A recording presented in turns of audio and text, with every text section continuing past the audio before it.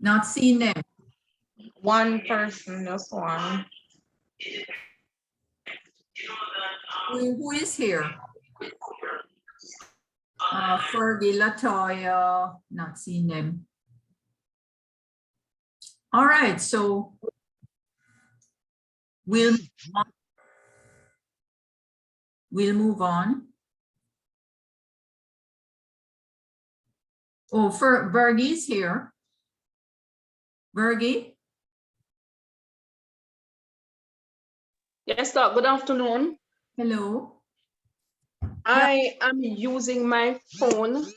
Mhm. I think I will have to send the information to you at the end. So your group didn't put anything together then? Yes, we did. But You want to wait till the end then? Till after the other? No problem. Because I don't think your colleagues are here, your presenter colleagues. I don't see Kiss Joy and Kiss Joy, Latoya. No, they're not here. We have the information ready, but because I'm using my phone, All right, I don't see the other two. So we're going to, can we get Kellyanne and Shamik to put up the... Yes, please. And as a matter of fact, you know, although I did split the presentations to make it not too overwhelming and have any issues with persons not doing their part, it's the A and B parts kind of overlap and work together. You all understand that, right? Yes, miss. Yes. Okay. Yes, doctor. All right. So Kellyanne, Shamik. Okay, me sharing my screen now.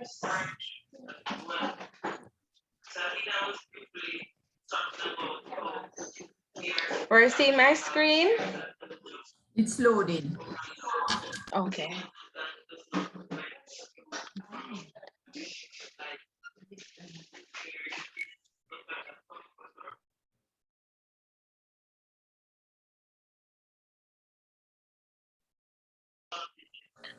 All right, so good afternoon, everyone. good afternoon. I am Shamik Peterkin, and I'll be starting things off. My group member, my colleague is Kellyanne Bernard. So our topic is developing and using traditional forms of assessment. Now, before I go any further, if you all would just check in your chat, there is a link that I would like you guys to complete before we get into our presentation.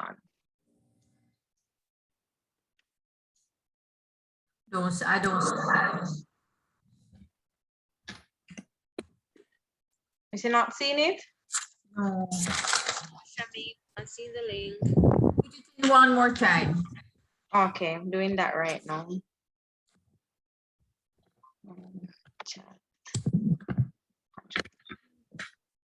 We're seeing it? Yeah. It's here now. Right, so I just need you guys to take like 30 seconds tops to just complete that, and then we'll dive into today's lesson.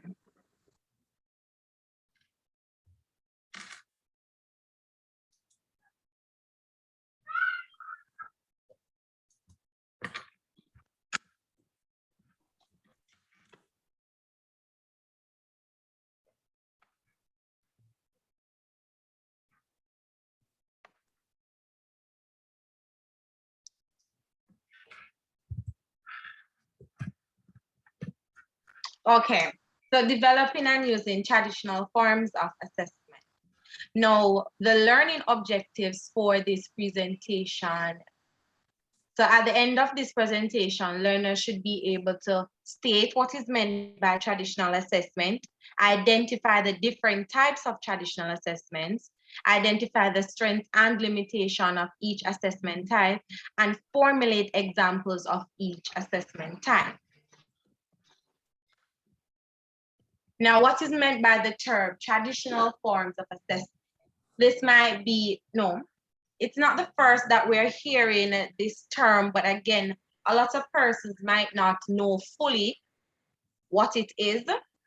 So what is an assessment? The term assessment refers to the wide variety of methods or tools that educators use to evaluate, measure, and document the academic readiness, learning process, progress, skill acquisition, or educational needs of students. And that is from the Glossary of Education Reform 2015. So again, assessments are any methods that educators use to test what the students have learned over a period of time. Now, traditional forms of assessment refers to tests taken with paper and pencil that are usually true or false, matching, or multiple choice. These assessments are easy to grade, but only test isolated applications, facts, or memorized data at lower level thinking skills. Kwanzaa 2018 defines traditional assessments as the conventional methods of testing, which usually produce written documents such as quizzes or exams. It is important to note that when creating assessments, one must ensure that the form of assessment chosen matches the learning objective of the course. And then assessments tend to be more effective when we choose the correct assessment style. All right. Good afternoon, everyone. The traditional forms of assessment are true or false tests, short answer tests, multiple choice tests, and essays. Here's some important information for us to note before selecting a test type. So before deciding what type of test to use, we ought to take some things into consideration. So it reads, in order for assessment of student learning to accurately represent the degree to which a student has achieved an intended learning outcome, it is essential that the kind of test question used be suitable for testing the intended learning outcome. Reyna et al. What does this mean? So for instance, if your learning objective or the outcome is that the student should be able to define the term communication, then perhaps the best test type would be short answer. This type of testing will give them room. It will give them an opportunity to show what it is that they have retained, what it is that they know, and they're not limited to options that are given to them. So they can put on display, so to speak, what it is that they have learned. So in order to determine what type of test item to use, the first step is to consider the intended learning outcome or objective that the test item is meant to assess. So we ought not to be just arbitrarily choosing things because, oh, me can't bother, oh, me tired, let me just do the multiple choice because it's easy to mark. It must be in alignment. So the outcomes and the test type must be working with each other. They must be in alignment. Now, true or false test. True or false test contains statements that the students mark as being either true or false. True or false questions are best suited for assessing surface level knowledge, but can be crafted to assess higher order thinking as well. In order to qualify as true, all parts of the statement must be true. Therefore, if one part of the statement is false, the entire statement is false. It is important to note that. Sorry, Shami, so very sorry. we're We're not not seeing seeing your your screen. Right. Not It just seeing- told us that only the host, it's in focus mode. So only the host and co-host are able to see the screen. Not sure what's happening. Okay, let me stop sharing.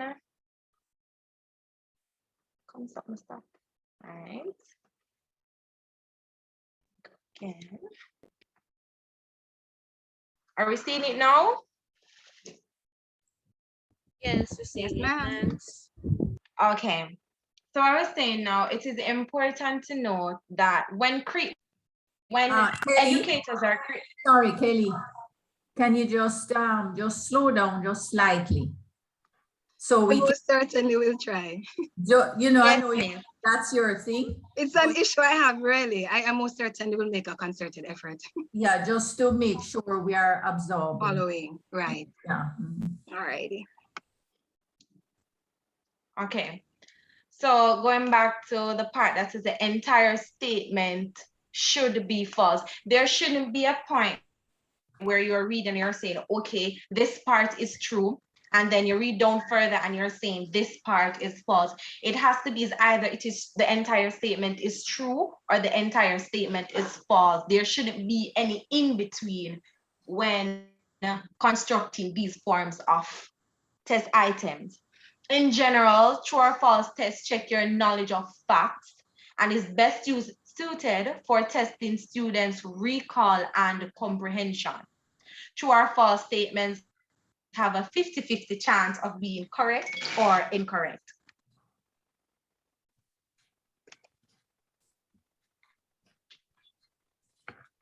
Please. What is happening here? Okay. Now, what are the pros and cons of using true or false assessment? Some of the pros are they are easy to create. They are easy to grade, whether by hand or electronically. And if students know their content, they can be easy to complete. So educators have an easier time creating these papers and they don't have to spend a long period of time trying to mark these items because they can enter the information. Let's use Google Docs, for example. When they set these test items, they can enter the answer there as well. And then the server, I guess, will generate the marks that they would receive.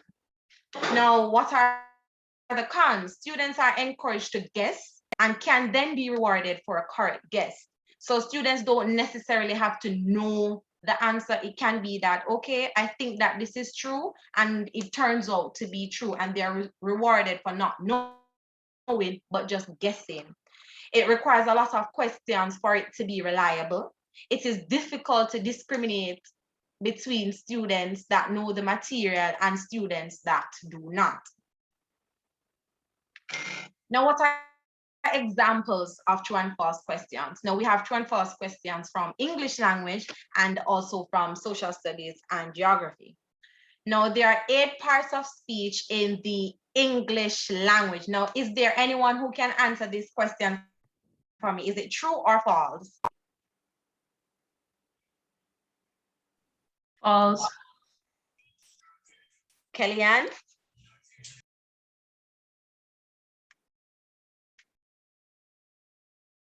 All right, number 2, adjectives are action verbs. Kadisha, is this statement true or false? Definitely false. Now, Virgily, this one is for you. Words that take the place of a noun are called pronouns.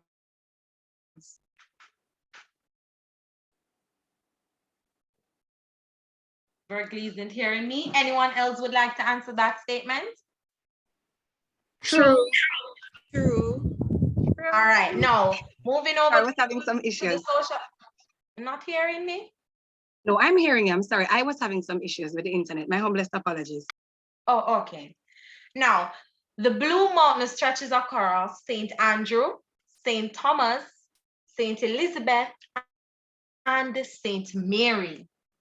Is that statement true or false? True. False. False. False. St. Elizabeth isn't one of the parishes that it stretches across.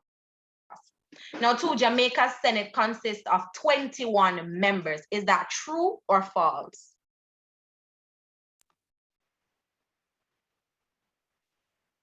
I'm just gonna guess. True. I could be wrong. It is correct. Now, the Caribbean Court of Justice, the CCJ, stands as Jamaica's final court of appeal. False. False. The Supreme Right. Court in England. Yeah. Right. Now, you have examples of poorly constructed true or false questions. Number 1, Jamaica consists of 14 parishes that are divided into 4 counties. Now, can someone point out to me what the issue is with this particular question?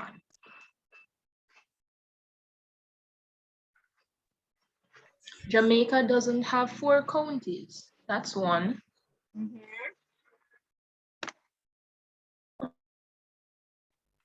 So part of the A statement is part true, is but correct, part is and a part is false. false. Correct. As we said before, the statement should be either true or false. There cannot be any part of it that is overlapping.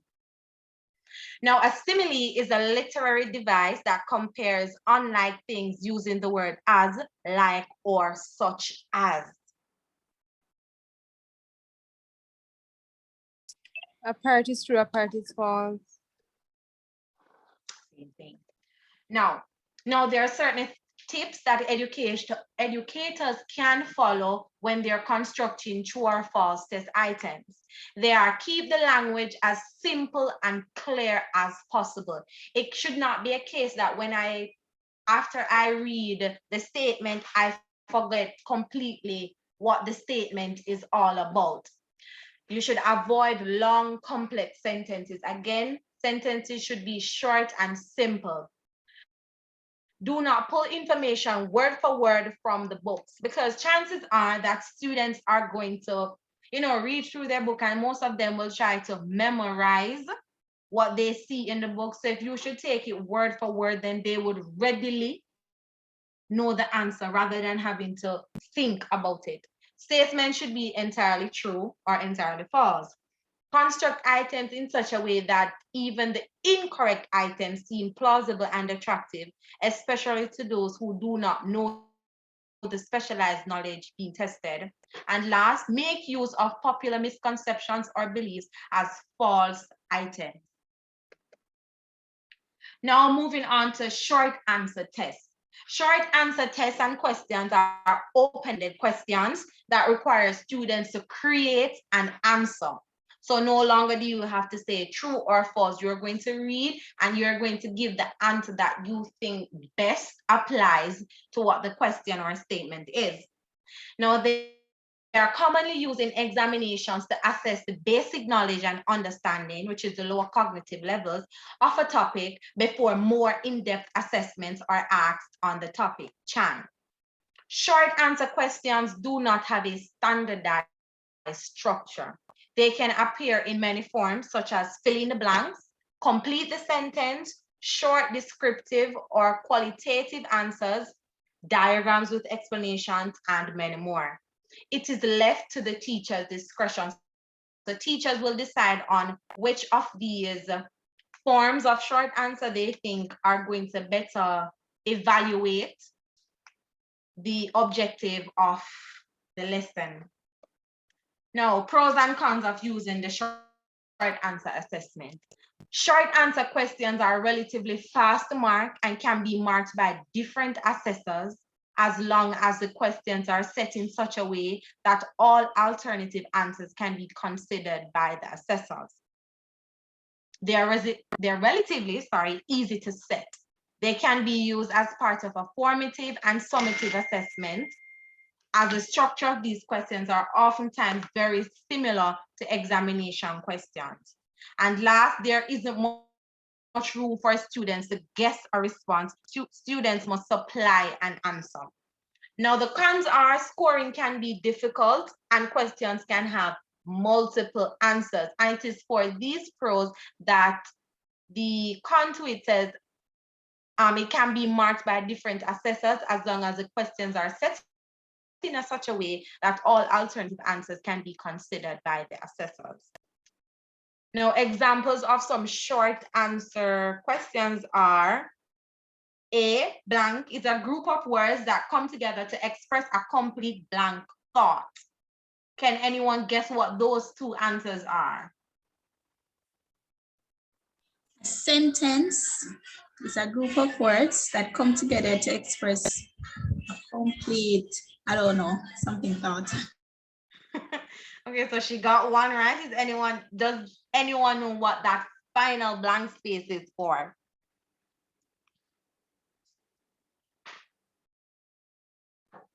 Kellyanne? It actually was an error. My humblest apologies. That should not have been there. So it would have been correct as it was stated. A sentence is a group of words that come together to express a complete thought. Okay. Now, and we have other examples, and they're good for use for when you're trying to find out definitions. So as the English part of it says, define the term communication, and then on the social studies geography part, we have explain what is meant by the term regional integration. So it gives students room to give their own explanation or understanding of a topic. Now, an example of a poorly constructed short answer would be poverty is defined as one not being able to satisfy their basic needs, and those living below the poverty line are more likely to commit crimes. List causes of poverty and give one solution for each cause. Now we have a better alternative, but before we go on to the better alternative, can anyone look at that example and tell me why that is a poorly constructed short answer question?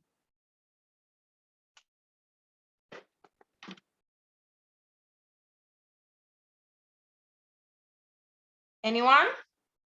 All right, so I'll tell you. Now, the reason that is a poorly constructed short answer question is because when you're having short answers, you don't need the first sentence, which is the definition of poverty. It is unnecessary. You don't need to have that part in it, giving a definitions aren't encouraged when setting short answer questions. Now, a better way to structure said question would be define the term poverty and give examples of factors that contribute to same. You are to give one solution for each of the factors that you named. Now, tips when constructing short answers: use complete statements or questions. Nothing should be left to imagination. It should be clear as to what the student is supposed to do in answering the test item. Use clear and concise question. And in bracket, we are be very mindful of wording.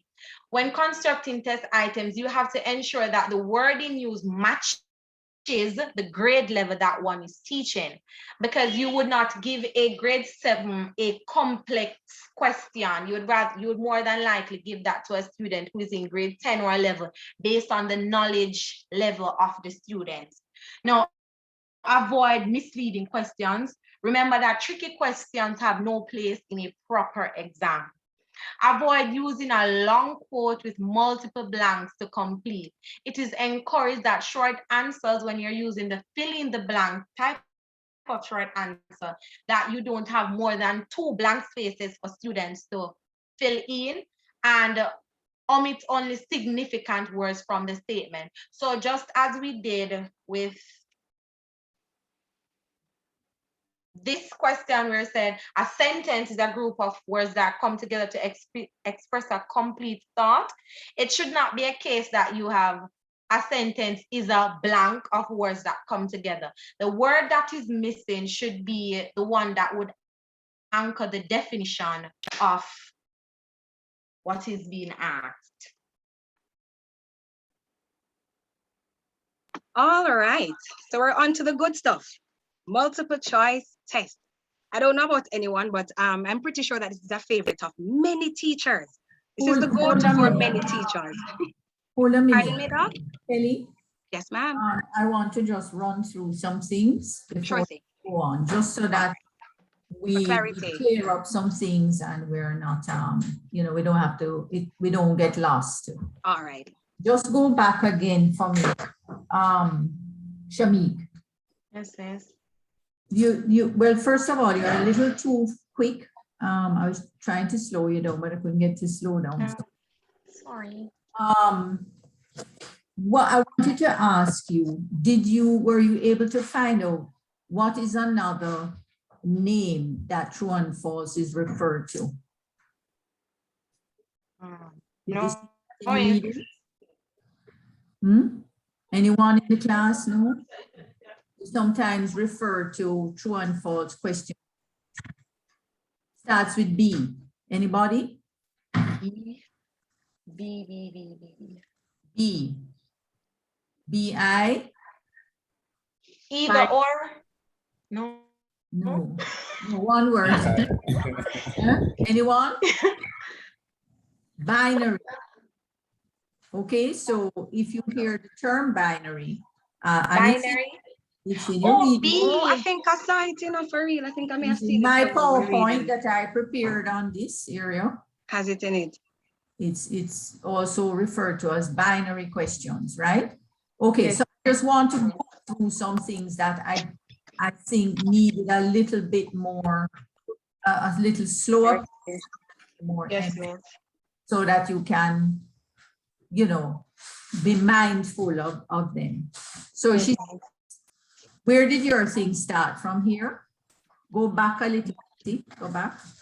Oh, let's start from this one. Where was the very first one? The first one, okay, going back to it, miss. Go back a little more. I'm going to go through because there are some little things. This was the first one, pros and cons, true and false. Okay, Strong false. first one. So you started off by, okay, so there are several forms of what we regard as, what in total, what do we regard these type of test items as that they are presenting right now? Traditional forms of assessment. Traditional, but You selected response. selected response. Very Oh, for the good. true and false. Okay. I We thought we were talking refer about to them everything. as selected response. Why? Why? Because they're provided options from which to choose. Because they tend to provide options that are set in stone, right? Right, So you don't have any flexibility. right. So the whole set of different types that you're going to be learning about, aside from which other ones. So you have under the traditional paradigm, you have two main types, if you were to put them into two categories. You have the select type of And you have them, and constructed. the constructed, and what's the other name for the constructed type of item? Anybody? It's another select, select and another S. When you construct a response, it means you. Sasha Gay? What did you say? Supply response. And again, this is in the PowerPoint that I gave you, that I created myself in your resources. So you often refer to them as select or supply responses, okay? Supply, it means the same thing as constructed response, meaning that the person provides their own, right, response out of their own understanding and thinking. All right, they're given that option. So those are the two broad terms under the general paradigm of traditional assessment. And within that paradigm, you can reduce it to the different types, like the true and false, the multiple choice, the fill in the blanks, give me another one, the short answer. Right. Okay. So you have to be mindful that you have different options, but they're all under the same umbrella of the traditional forms of assessment. No, there are some very broad rules and guidelines, right, that cover most of these. But within each section, within each section, each subsection, like the true and false, there are some detailed guidelines that they want you to pay attention to, right? So they say that the true and false must be, if you are going to create true and false statements, what must be the emphasis of those statements?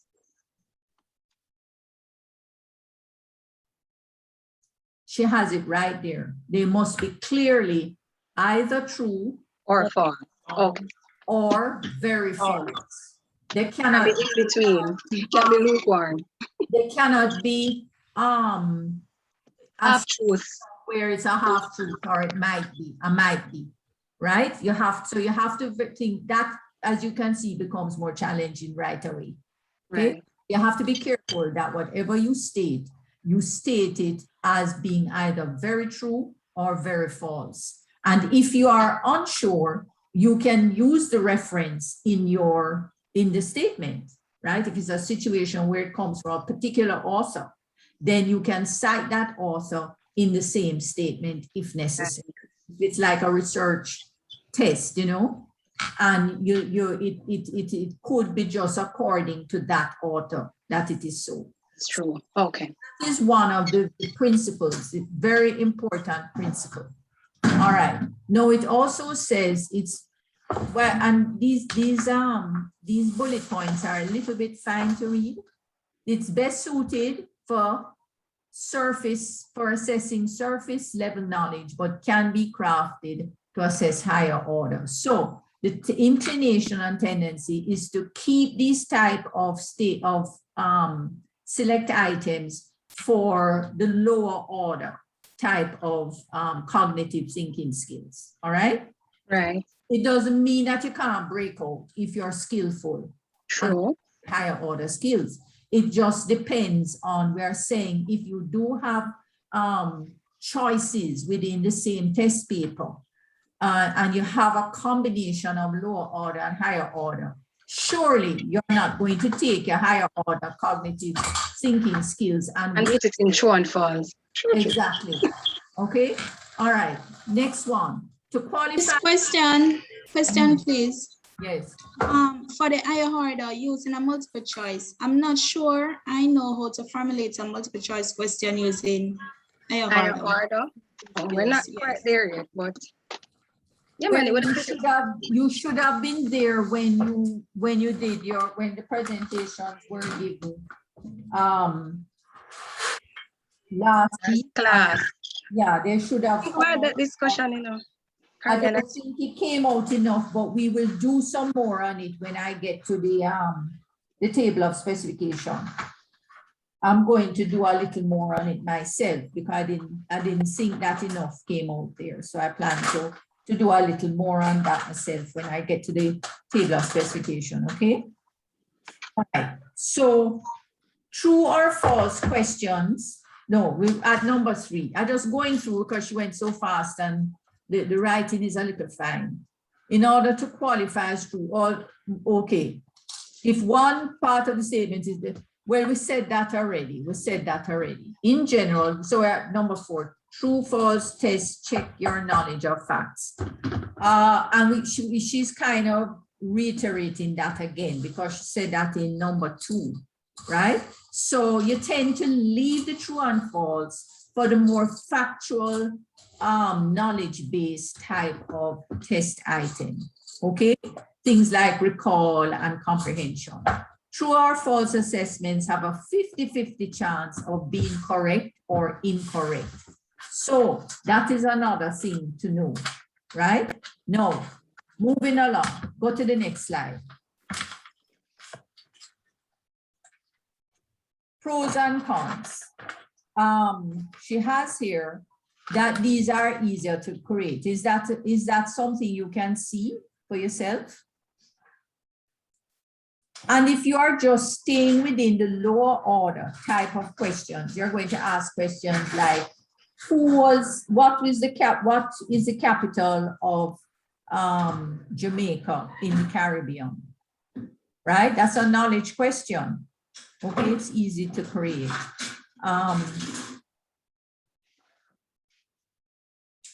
Is it true or is it false? It's easy to create.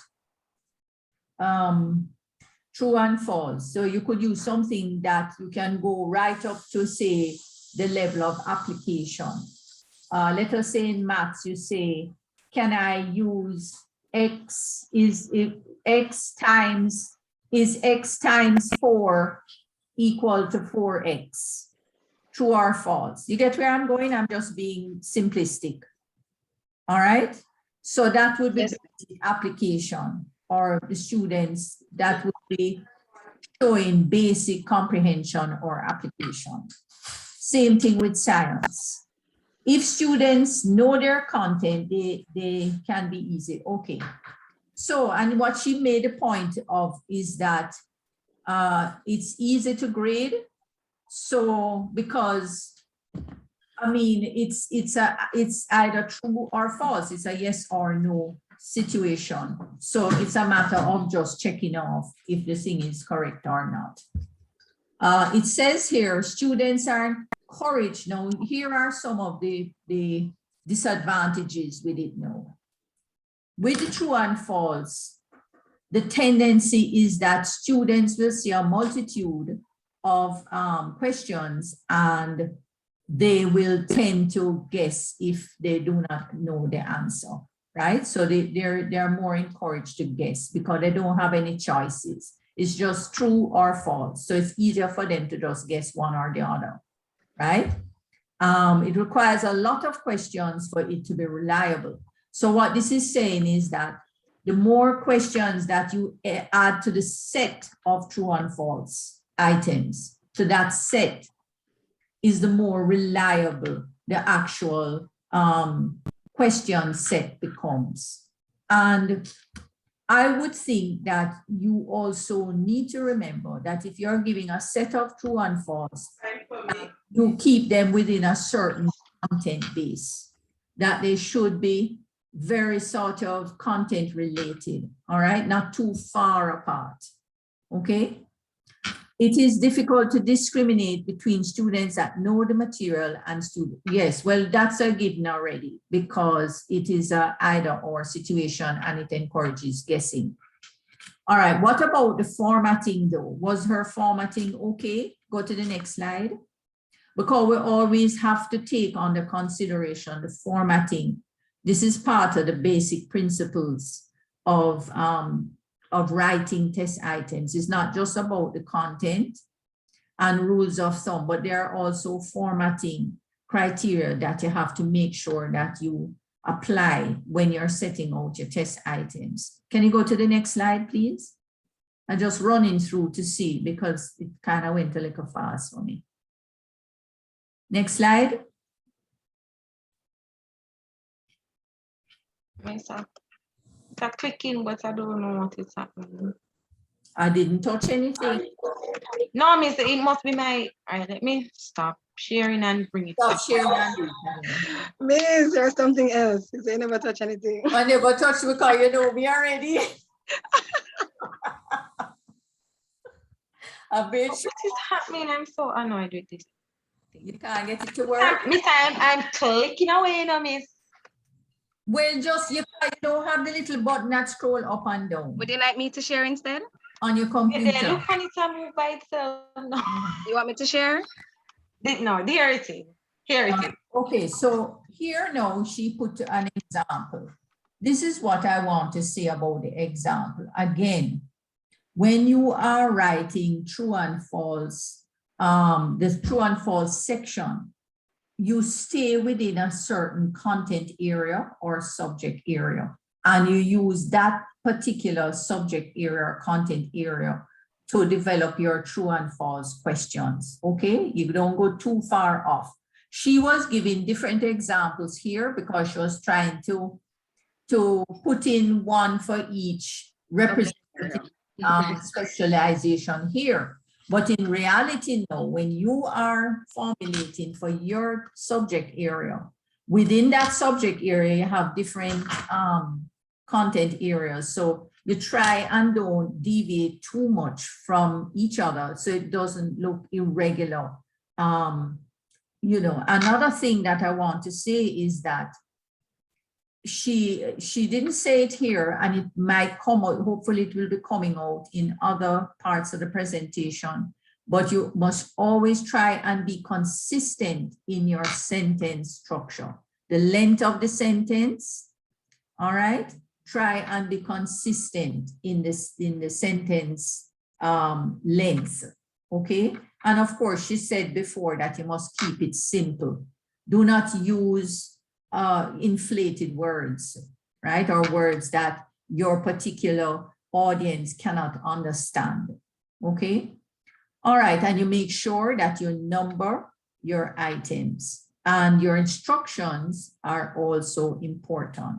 Okay, her instructions are clear here. She has a lot of spelling errors, but we overlook that for now. Okay, continue. Miss, if there's anything else to comment on. What about the ratio of the true and false? What do you think in terms of guideline? That didn't come out here, but there's a general guideline. Miss, Shamik? Miss? Yes, I'm hearing you. Oh, Miss, I wasn't hearing. I didn't hear the last thing you said. Oh, I That's why say, I was asked, calm. what do you all think about the ratio? What should the ratio of true and false be to each other in the question item set? I So believe it said there should be more when- true than false. actually, I think 50-50? it should be about the same. Round about, okay. Should be around about the same. Is that what you saw in your reading? Miss, when in my reading, I saw that they said you should aim to have more true. More true than More false. true than You false. should aim but- to, but I guess if you fall short but and not you're equal, too- it's not the Yeah, end of but the world. not too That not- far. Not too far off. Yeah, Right. not too far, but more equal, okay? So Yes, miss. let's try to, it depend on how many, do they advise in your particular reading, did they advise how many should be used for true and false set? No, they didn't. Nothing was added. But what do we know? That the more we use, the more The reliable. more accurate, they're right. No, not accurate, reliable. That's a different thing. Accuracy goes with validity, I see. right? And reliability goes with consistency, all right? Okay. Okay, moving on, just wanted to see if there was anything else. Computer. So the book, which book recommends a little more true than false? Which one of the books? Which reading? You don't remember? You don't have the record. All right. Now, why you think they would say that though? Why you Because the aim is to test the students' knowledge of facts. So you'd want to hope that Yeah, the aim is to help the students to to learn. retain and to learn the facts, Right. right? Right, so you tend to put more emphasis on positive, Right, positive. statements rather than negative statements. Kellyanne, I'm going to stop Good. sharing and you share on. because this thing isn't Give me allowing the me to problem. skip. All right, will do. No problem. First, don't go too fast because there's a lot of rules. Just a moment. Oh, there, continue on because there was something I wanted to say about the constructed response part of it. Where are we? Right I here? wanted to say something about this, yeah. The poorly constructed? Okay. Okay, so here in this one, I had a little bit of an issue. I remember now. Not this one, not the true and false. Want to move on? It was the Short. short answer. Okay, here's where I had the problem. We know that short answer responses mean that students are allowed to create their own response out of their own understanding. So they make it up, right? Right. You understand what open-ended question mean because she has that term here and you might not have thought and you might not know what it means. Who did not understand that term before? All right, everybody understood. Right. Not familiar with that, though. You were not familiar? Who said they weren't familiar? Jason? This. All right, so Jason, you were not familiar with the term open-ended. It was used here. And so sometimes we take for granted that persons understand, but they really don't. They have not been exposed because they've never been in the classroom. Open-ended questions just means that it's open to the student's own response. It's no longer a select kind of Selective. Oh. response. So the open-ended question would be the same thing as saying that they are going to give a constructed response or they're going to give a supply response. You with me? All right. Yes, Dr. So it says here, they are commonly used in exams to assess the basic knowledge and understanding low cognitive levels of a topic before more in-depth questions are asked on the topic. Short answer questions do not have a standardized structure. They can appear in many forms. Fill in the blanks, complete the sentence, short descriptive or qualitative answers, diagrams with explanations, and so on. So you can have it very open where the student starts from scratch to create their own response, right? In their own words, right? Or to describe in their own words, right? And we also could say those are qualitative kind of answers, all right? Say in science or mathematics, a constructed response or short answer response would look a little different or might look a little different. It could be in the form of a diagram with some explanations, right? Or it could be in the form of a formula that the teacher will ask the student to create or to develop. You get where we are going? No, I do not necessarily agree with Chan 2009 here. And I don't know if this was part of our readings, but it is not necessarily used to assess just basic knowledge and understanding. You can use it for, in fact, it's often used in mathematics and science for application. Am I correct, those of us in here who are in science and mathematics? Right? So you might want to use it in application. And you can very well use it in higher order thinking if you are a skilled teacher, because you have the opportunity to allow the student to respond in their own way. So you could give them a scenario, for instance, right? You could set out a scenario and you could ask them to analyze or to evaluate and make their response to that situation. So we don't want to short ourselves necessarily or to, you know, limit ourselves here by saying that it is, but what he's really saying is that it's usually, it says it's Commonly, right? It's not saying that it's only, right? But we don't want to limit ourselves because we are now in an age and stage of development in education and the approach to education. We are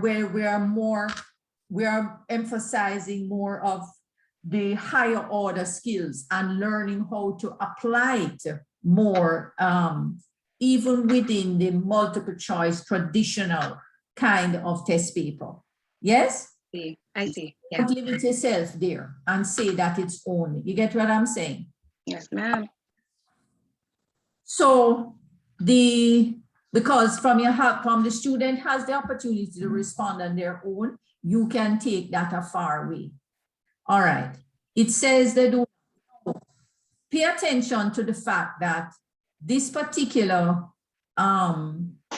resource, this particular author has said that the short answer questions can be in the form of fill in the blank or complete the sentence, or you can be just an open response to where the student starts off completely on their own based on a question, okay, that was posed to them.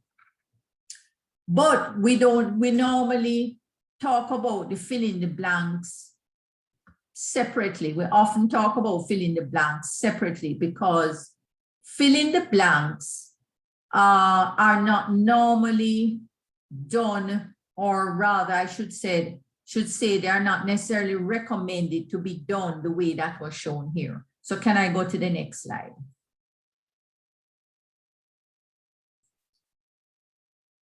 All right. Okay, I'm having a hard time with this. Go to the next slide, a bit fine. I want to go to the one where she was showing the example. Just to make one more point and then I finish. All right. In this one, what type of, in number one, what type of short answer would that be? Fill in the blank. A fill in the blank. Okay. When we do fill in the blank, the recommended thing is to have a set of words For them to choose from. for the student to choose from. Right. Now, somebody tell me, why is that? Why would that be recommended when it's just a single word to fill in the blank?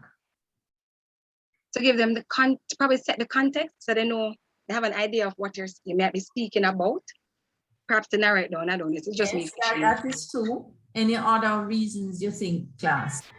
Miss, well, if it is a selected test response, then I think they should be provided with the options.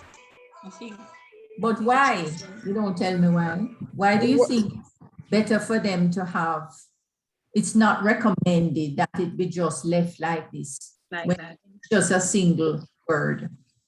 Maybe because, Doc, they can have synonyms for words, so each person might have a different word that could possibly work in the blank. Yes, yes, and if you have set answers, unless you take that under consideration, it could create problems, right?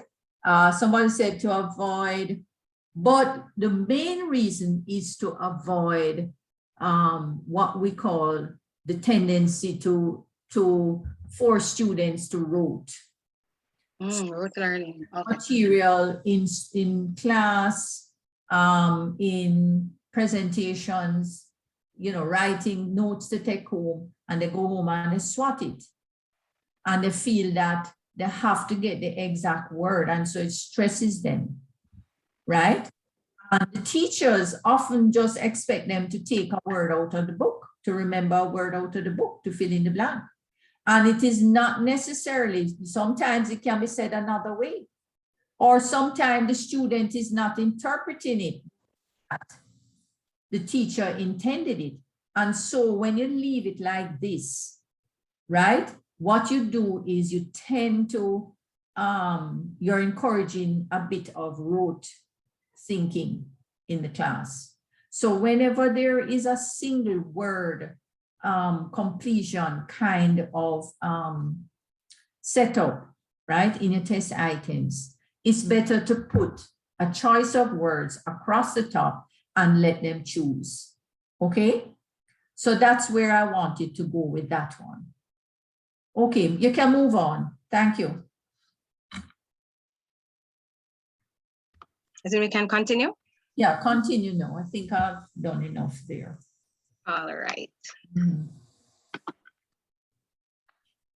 Where am I?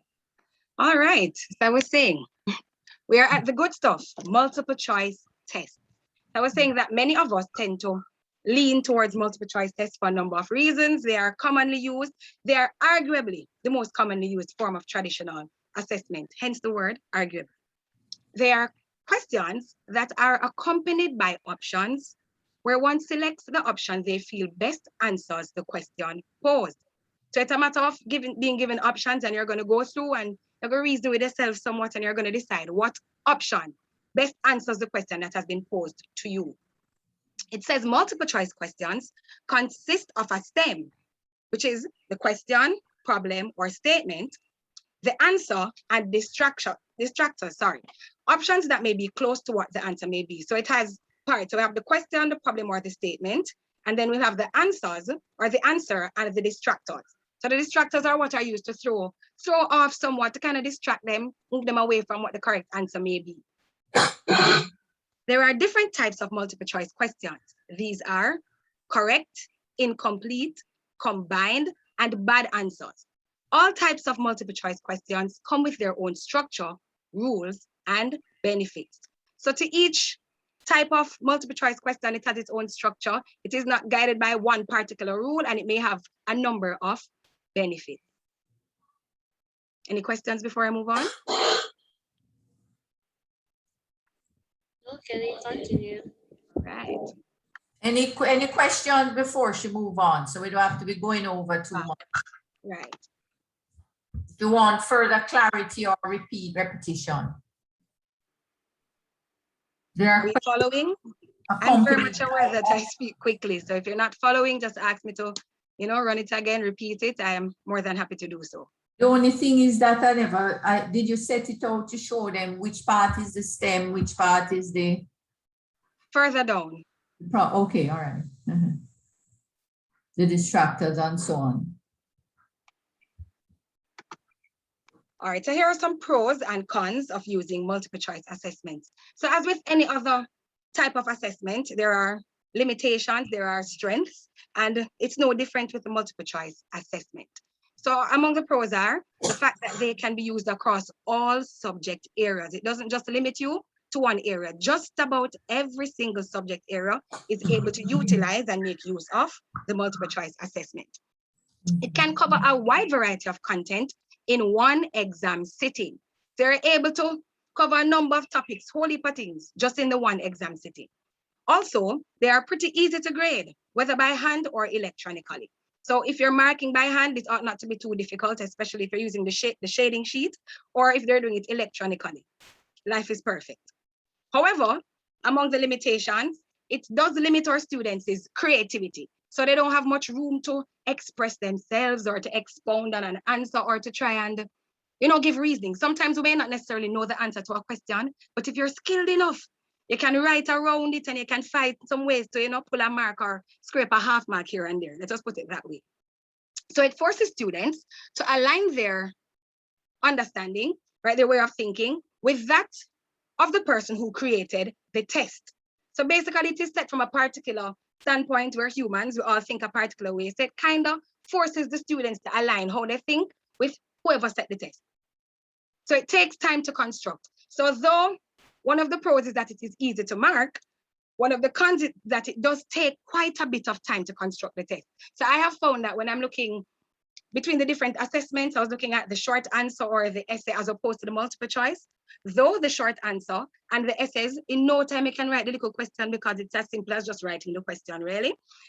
You'll spend a great deal of time in marking. So what you would have gained as it relates to writing the question, spared some time, you are going to end up spending perhaps more time marking. So with the multiple choice, it takes quite a bit of time to construct. However, marking is significantly easier. Any questions? Anything that is unclear, feel free to ask. It's all good, Kelly. Continue. All right. So here we have Sorry. an example. Yes. Sorry, Jason. sorry to interrupt. No, just No, go wondering ahead. if the thing can be run in slideshow mode, so it's a little full on the screen. Oh, you want to do it? No, I'm just asking. It's okay. Don't stop. Oh, Shami, you see, I'm not the techie, that's why Shami was doing, but she was having Sorry. issues. That's Because I all right. really don't know how to do it. That's fine. Keep going. Sorry.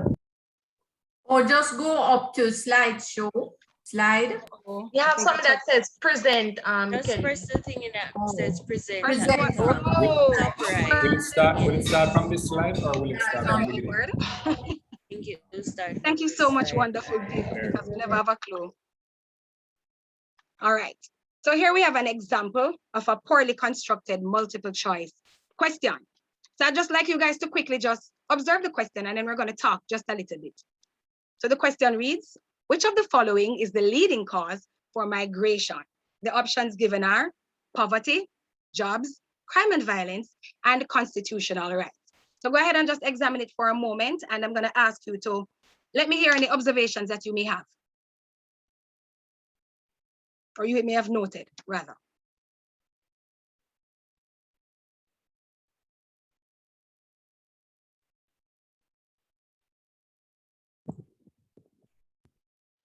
Anything?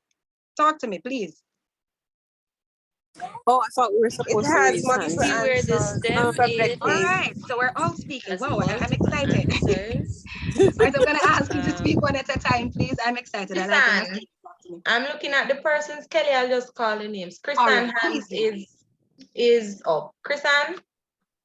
Yes, I was asking, Yes. where is what country are we talking about? Is there a specific place, a parish, All right, Christian, yeah, get a deep now. region? I like Right, Christian's like chain of thought. Yes. Jamaica. Yes, Christian, I love the questions. Keep them coming because it's an example of a poorly constructed multiple choice question. So this All right. question lends itself to many, many questions.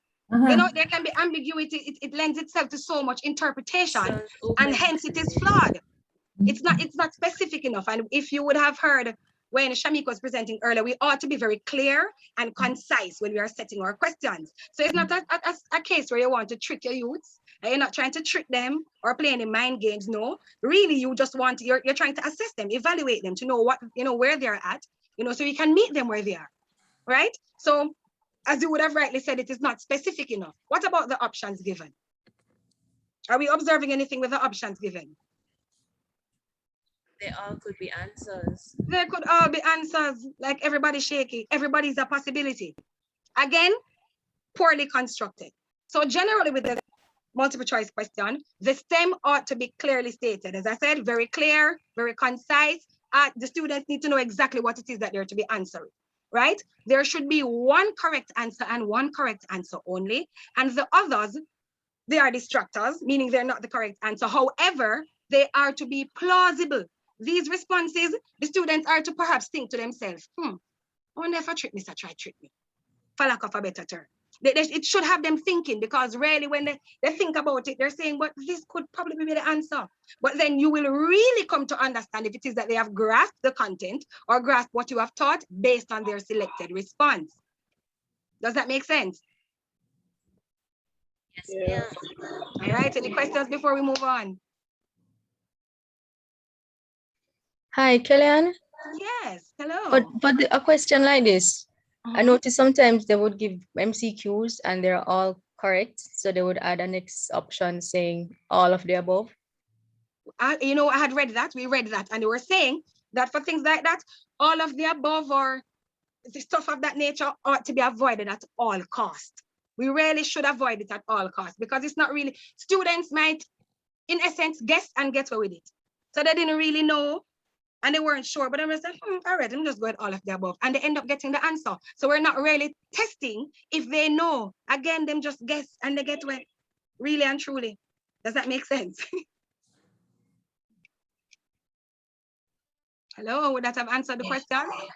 Yes, Kellyanne. Yes, it was suggested that we avoid at all costs questions of that nature because we're not really testing them. It's almost as though they're able to get away as a free pass.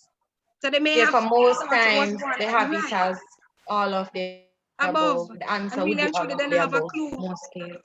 And the truth is many times they don't have a clue. Them just say, all right, well, if they put all of the above, maybe it's all of the above. Let's just work with it.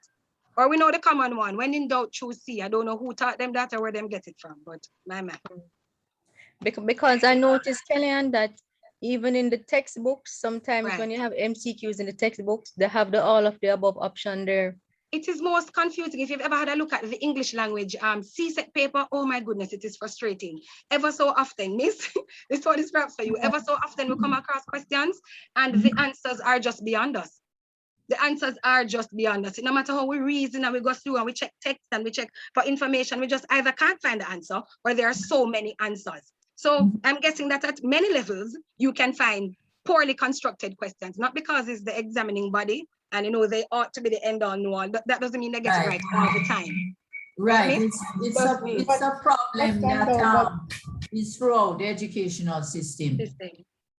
Right, I was almost shocked when I came across the reading. I was like, wow, NCXE really need to shake up them folly grounds because I'm here thinking, hey, they're examining the entire Caribbean. I'm like, they should know this. Somebody should have known this, All right, so here's anything else before I like the questions and I guys keep them coming. But Kellyanne, just to add, not to say that all of the above is incorrect, but try to avoid it. But suppose the answer is really all of the above. All of the above. But then you see, all right. So the power is in the teachers or the educators' hand. Because if you are setting the question, you can avoid it altogether. You cannot set it so that it doesn't have to be all of the above, you understand? Well, actually, the emphasis is not so much on all the above, as none of the above. Ah, They do not want you to use negative terms like Terms, I remember that. negative reading that. emphasis. I hope that's coming out here. I believe it is. I think it's on my Because, next slide. yeah, it's all of the above, as long as it is the student is learning from it, because when Right. when they are able to identify that all of the above are correct, that is a good thing for the learning process. But the none True. of doesn't really, it doesn't do anything for the student. I would have read also that they don't want you to use like the not, like, but they said unless it is extremely ahead and- important. Unless it Go is ahead and extremely show it. important. Sorry. Unless it brings out the particular learning Lesson. Right. that you're emphasizing, something that is crucial, maybe, you know? Like that- they have even an example, some hazardous But- chemicals, you know, Some we hazardous definitely have to- chemical. Right, they definitely gave one like that. And I was like, wow, yeah. Well, I see how it could. But you should at all times avoid none of the above or any negative words, so you can go through and show them. All righty. Mm. All right, so here we have some examples of some multiple choice questions. The first reads as follows. Select the word that is similar in meaning to the word in bold. It reads, he was excited to share the good news with his family. He was excited to share the good news with his family. Any bright person, talk to me. Thrilled. Pardon me? Thrilled. He was most Thrilled. certainly thrilled. Now, if we are to go through, can I have an analysis of the stem? Would we say that the question being asked is okay as it is? So is the instruction clear? Select the word that is similar in meaning to the word in bold. Is the instruction clear? Do you think the students would understand it at a glance? Or they would have to go down in their brains and give it some deep thought? I wonder what Mrs. asked. Mr. Try trick me. It's pretty clear? Yeah, that's Okay, beautiful. simple. And is the word that we are looking for, is it in bold as it would have said in the instructions? Yes. Good, Yes. the student should be able to easily identify the word to which we are referring, no sir? Yes, ma'am. Beautiful. All right, so the answer is in fact thrilled. And if you would take a look at all the other answers, perhaps if the student were to have read it incorrectly, as in read the instructions by no fault of ours. So if they were to have read it and say, oh, similar, because you know, on the exam papers, we tend, especially in English, to put antonyms and synonyms back to back. All of these are vocabulary building. So you tend to find them coming one behind the other. So oftentimes our students don't take the diligence that they should to read it through and remember, so, oh, we're not doing synonyms again, or we're not doing antonyms again. So if you look at the answers would all be plausible. Worried, reluctant, anxious, especially if the student doesn't know the meaning of the word. Do you agree?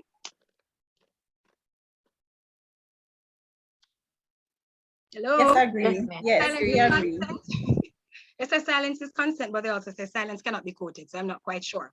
All right, so when you go through the tips, you'll be seeing that it is suggested that all your responses are plausible. All of them could possibly be the answer in some way, shape, or form, right? Here's an example from the social studies.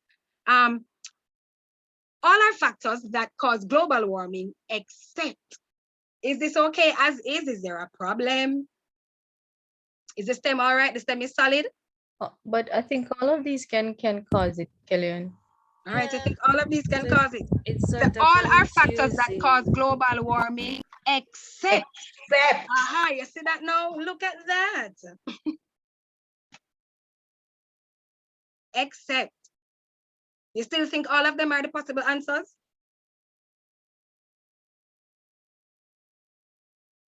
Oh, D? Pardon me? Farming. Farming, D? which would more than likely be the possible answer. But another question, do you think the question is perhaps too vague, or perhaps the responses are not specific enough?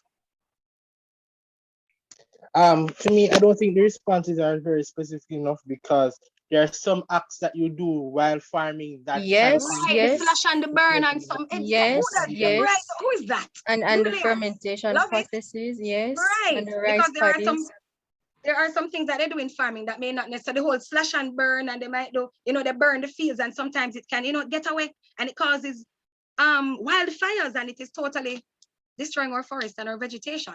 So I do believe that the answers were not specific enough. And then again, lending itself to ambiguity and lending itself to improper interpretation. Kellyanne, Yes, ma'am. when you're going through them, read all of the responses, you hear? All right, not a problem. Everybody can hear. Can hear. Yeah. Or would you like me to go ahead and read the one for number 1 again? Read number 1 so everybody can hear what the responses were. Okay. All right, for the one from social studies, it reads, all are factors that cause global warming except A, burning of fossil fuels, B, deforestation, C, improper garbage disposal, or D, farming. Right. All right, so everybody's good? Kellyanne, what about the most appropriate answer? What about the most? The most appropriate. answer. And I think that oftentimes that's what we find ourselves doing. Again, back to the CSEC paper, as Ms. would have said earlier, sometimes the CSEC papers are a hot mess and we find ourselves having to select the most appropriate answer. And if you even consult other teachers or you consult your classmates, you find that even after reasoning and after checking, you know, your information, you find that, okay, it could have been 2, meaning that these questions are faulty because it should not be a case where 2 answers are the possible answers. It should be set in such a way that there is an answer and there are distractors. Yes, the distractors, should be close enough. They should do what their name suggests, distract you, but they ought not to be the correct answer. Right. Yes? Sounding right? Yeah, okay, except that I'm going to put in my 2 pence now. Yes, ma'am. Feel free. Is there anything else about this item that you were going to say or point out? As it relates to the use of the word except, because we just spoke about it. No. Multiple choice. About multiple choice in general and. Oh, yes, man. I have some tips here and I would have had some information as it relates to the let's higher order stuff. So I'm not quite through. We don't reach there yet. I'm talking about that, the general rules for when you have. Here are some other tips. Oh, the thing at the top of the screen is blocking it, so you might not be able to. I don't know where that thing came from. That's how it is. It's a control panel, and I can't move it. Oh, that's the control panel there. It is at the top. Yes. Oh, what it doing there? And that's where it always is. But because we have it in full screen and it's not. I'm supposed to be able to move it, and I can't move it. I am moving it because it's my control panel. I am teaching, I always have to move mine. I can't move it any further, you know. I move it over and it can't move any further. So we're not even seeing the heading. So these would have been tips, right, that are helpful when it is that we go about constructing or multiple choice questions. So it reads here, the STEM should be meaningful by itself and should present a definite problem, a definite problem. So on its own, it should be meaningful. So in and of itself, it shouldn't need a response to make sense. Okay. Does that make sense? Based on that, no. Go back to the question. Sure thing. Go back to the question, Miss. Coming, Miss. Trying to go back. I don't. So it only go forward, guys. Oh, never mind. Sorry. Can't go back. There we are. I'm sorry. Okay, so class, what was the first principle you heard there? The STEM in and of be meaningful. Should be meaningful in and of itself.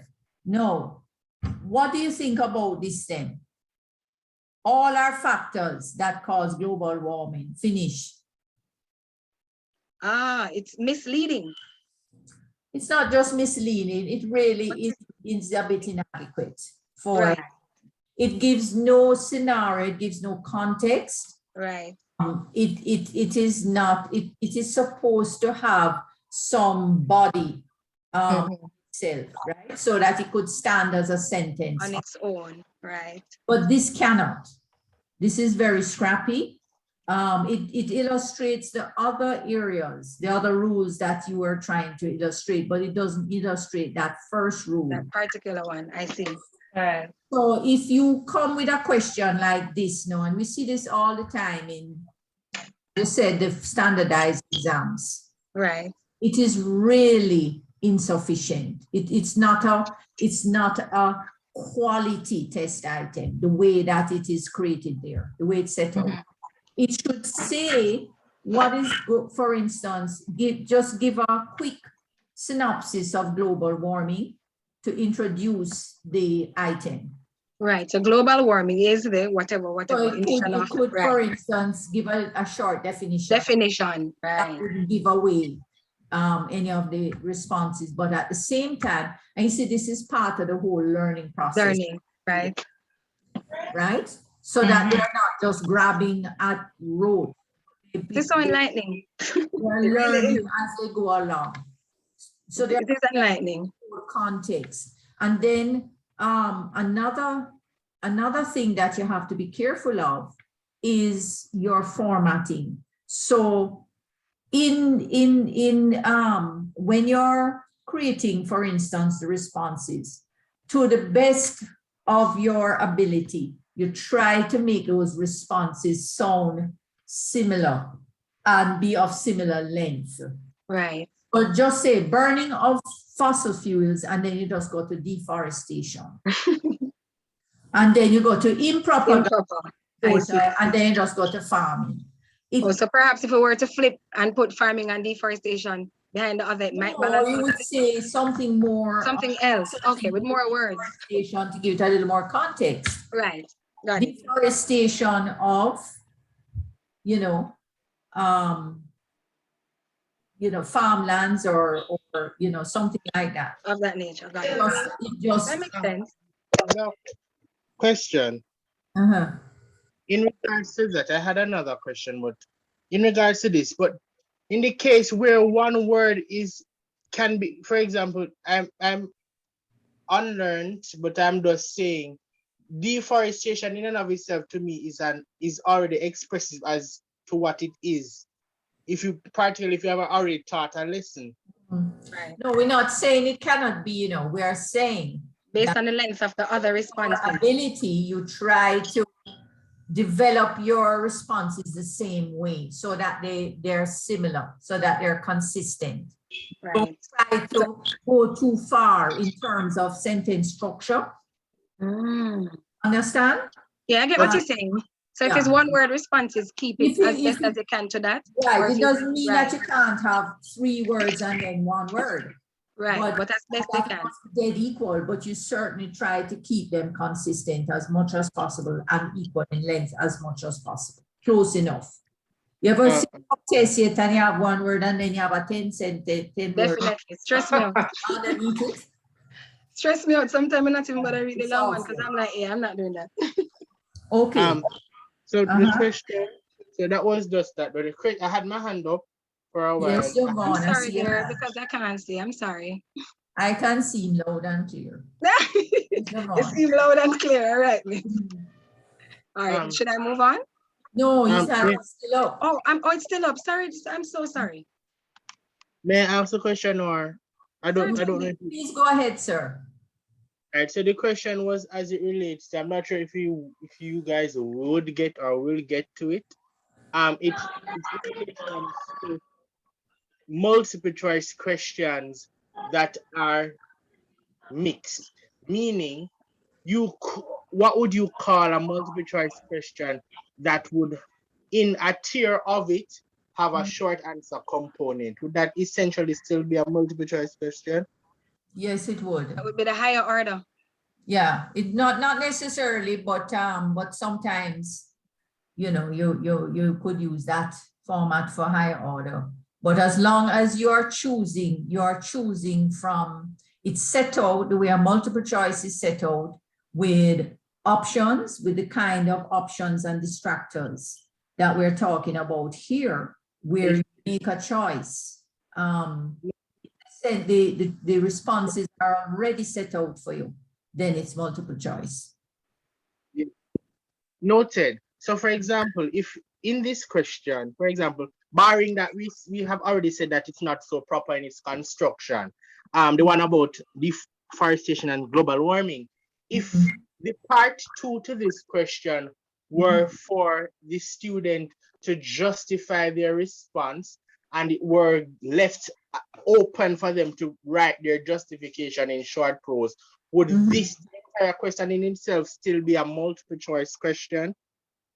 Yes, this part of the question would be multiple choice and the second part would be an open response. would be a constructed response. So what would you call the entire question in and of itself? Oh, you mean you would do it like a 1A, 1B?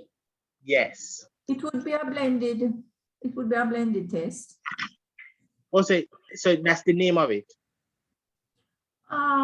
You have multiple, remember, we are talking about traditional test forms. Traditional test forms are blended.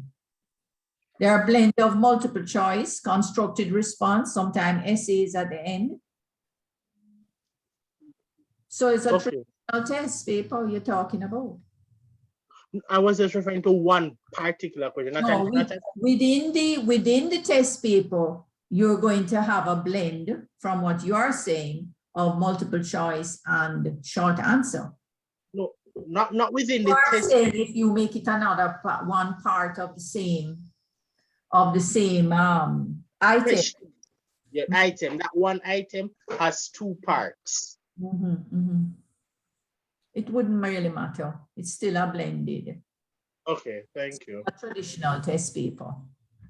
That happens all the time, especially in science, mathematics papers and all that. Okay? Ma'am. I would have put, for instance, I still don't think deforestation on its own is adequate. I would But have, isn't deforestation kind of like I would say deforestation of land. planetary? But Miss, is there another form of deforestation? Because I mean, it's forest and take, you know? I don't know. I would say that there is. deforestation of landform. But then isn't that That would be somewhat redundant. redundant? Isn't it somewhat repetitive? I mean, in the context of English. No, it's not. Mr. But Can is we- it can deforestation, the cutting down of trees, so deforestation of landforms would be the same thing as just saying, I don't know. That you are deforesting the land. So, Miss, but the question is, can we You're deforest cutting something down- else? What?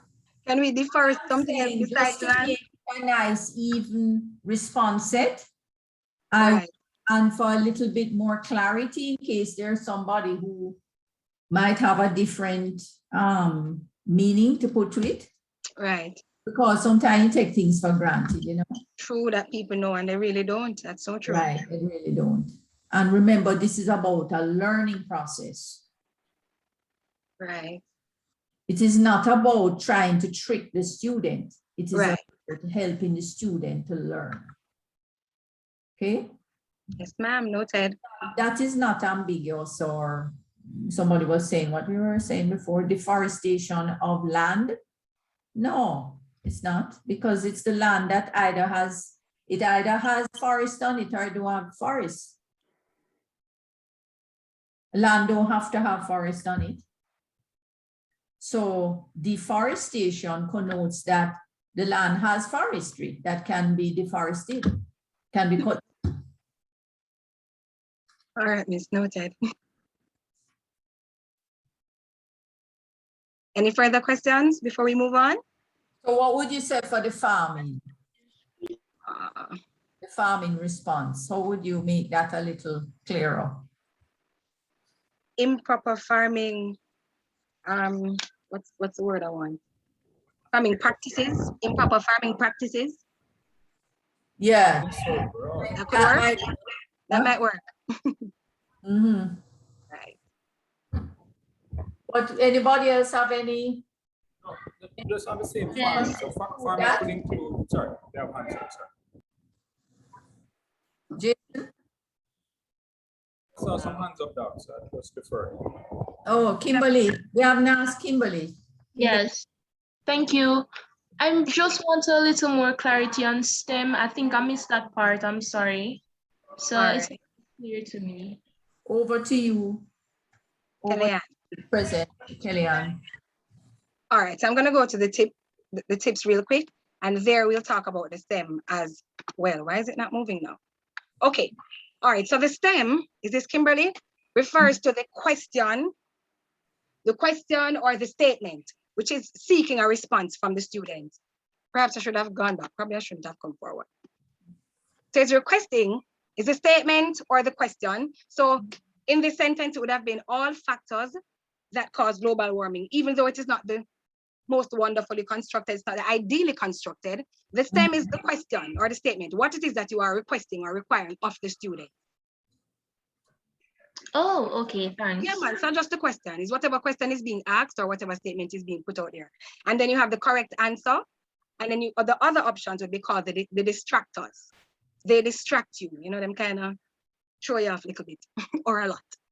So the what would the correct response be? In this case? No, what would you call it? What, the STEM? What would we call the STEM? The STEM is the question or the problem that's stated. And the correct answer is? The leaf, the fruit, the root. No. The select, is that S word? One of the S ones I spoke about earlier? No, it's the correct response is just the correct response. Correct response. Oh, I thought it was a trick question. Anything outside of that becomes a distractor. Okay, so you always have one correct response and 4 or 5. You notice I'm making a definite number there, 4 or 5 distractors. Now, why did I say 4 or 5 distractors? Can anyone? Not 4 or 5, 3 or 4 distractors. Why did I say that? Kelly, can you explain?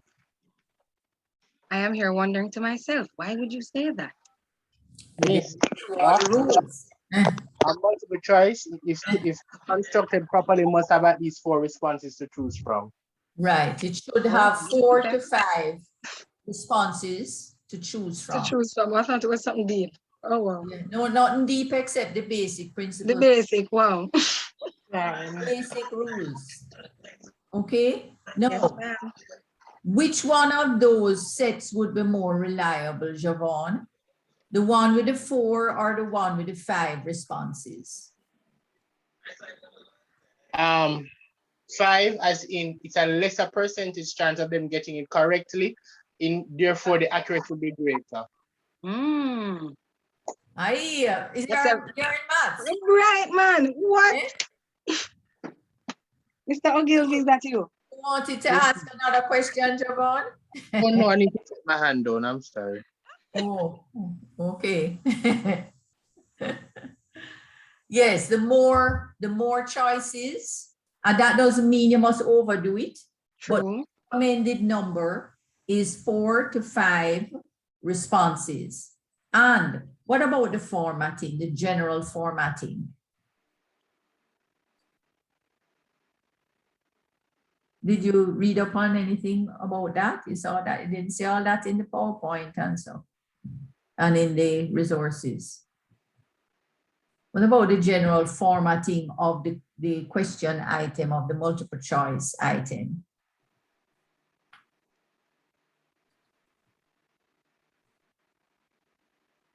Okay, Julian is saying it's rare to see a question with 3 responses. Jason is suggesting farming of crops or animal rearing.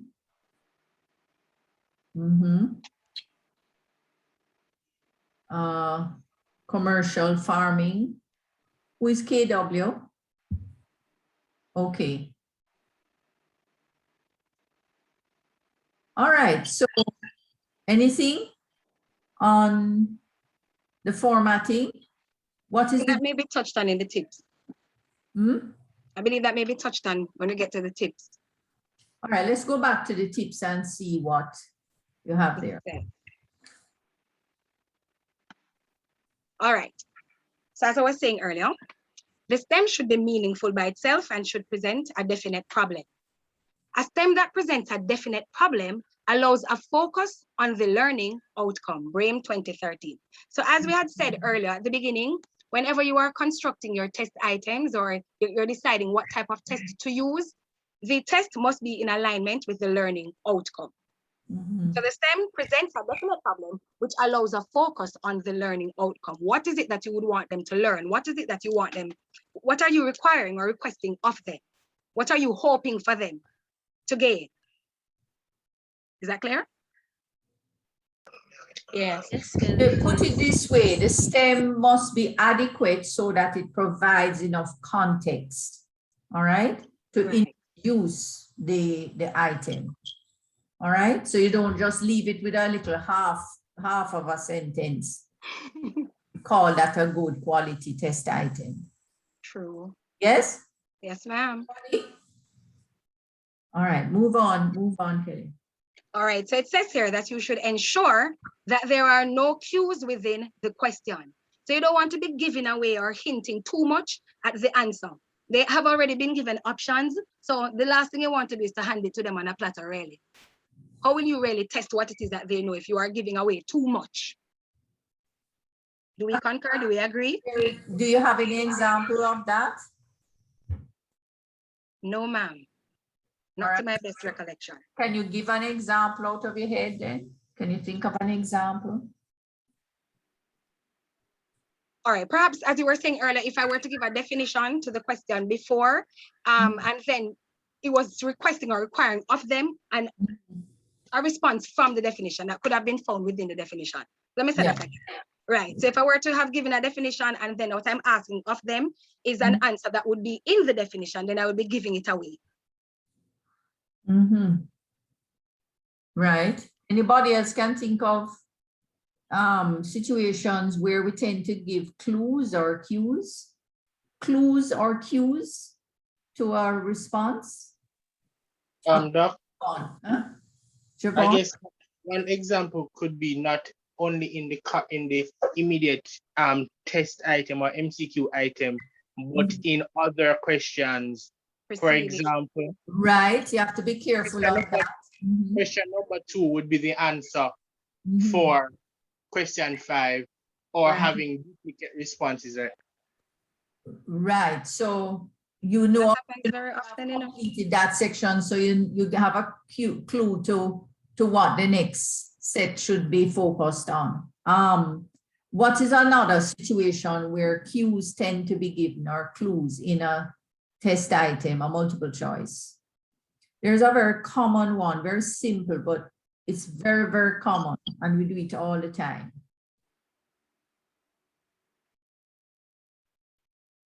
I don't know, I want to say context clues, but I don't know. No. Anyone can think of another situation they see where in test papers where a clue is given in the test item to the answer? I've seen cases where teachers would have already highlighted or bold the answers where of the correct response, and students would know that, oh, the highlighted ones, or if your copy test papers would have been with questions would have been done already, the answers have been circled, and they only scan it so you see those as the answers. Yeah, okay. There's another situation too. Miss, what about cases where, like, for example, you're asking about countries in the Caribbean? Yes. And in the answers, you have only one country in the Caribbean and the rest are probably continents or something like that. Right. So what you do is you focus on just the area that you want to respond. That's an excellent example, Carly, and thank you for that. So that's the example. And here's another very common one. We use the a or the an, right? Right. Yes. So you know that has to be a vowel or a vowel sound. You know it has to be that vowel that work with that answer. That is if you know English, because many of them still don't get the cue. And it's given to them, and I'm like, how did you miss that? Yeah, but you're not supposed to do it. That's physical, right?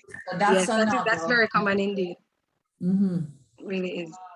Anything else that you all can think of? So all of these little things are unethical and nonsensical. It's not ethical to give them, for instance, a set of choices. You're asking about the Caribbean context and you only have one Caribbean selection. So right away, they must know that is that one. You know, it's a giveaway. Or you ask about the Prime Minister of Jamaica and you only have one Jamaican Prime Minister that was there, you know, in the lineup. So, well, maybe that's not such a good one. But Yeah, it depends on how you write the question, how you write it out, the STEM.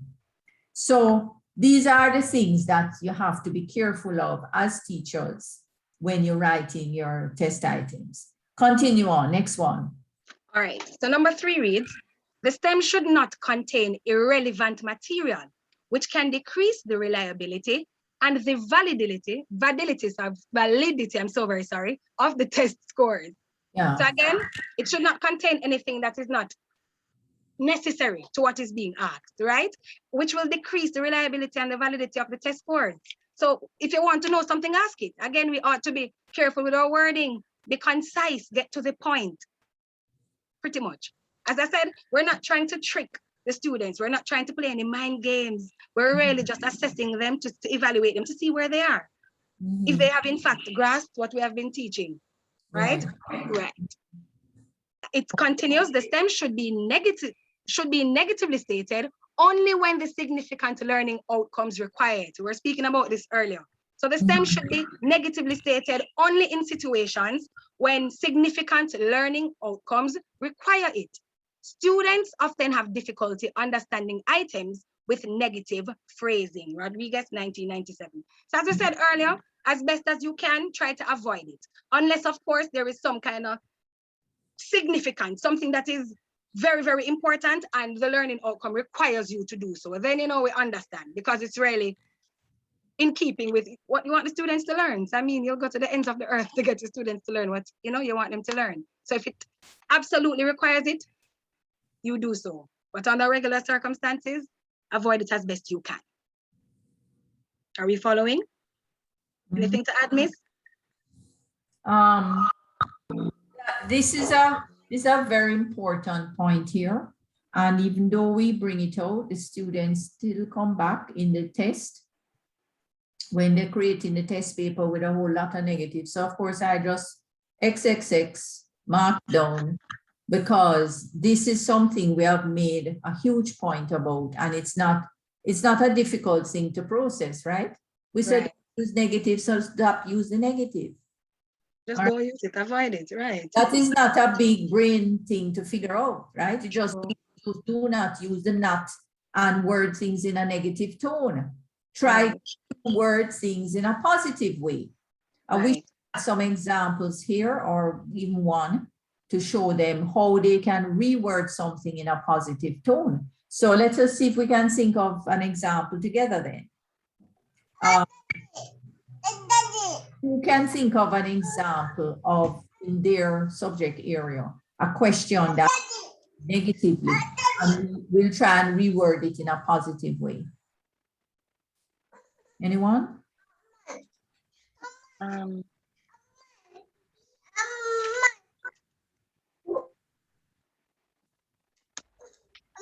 Come on for the table.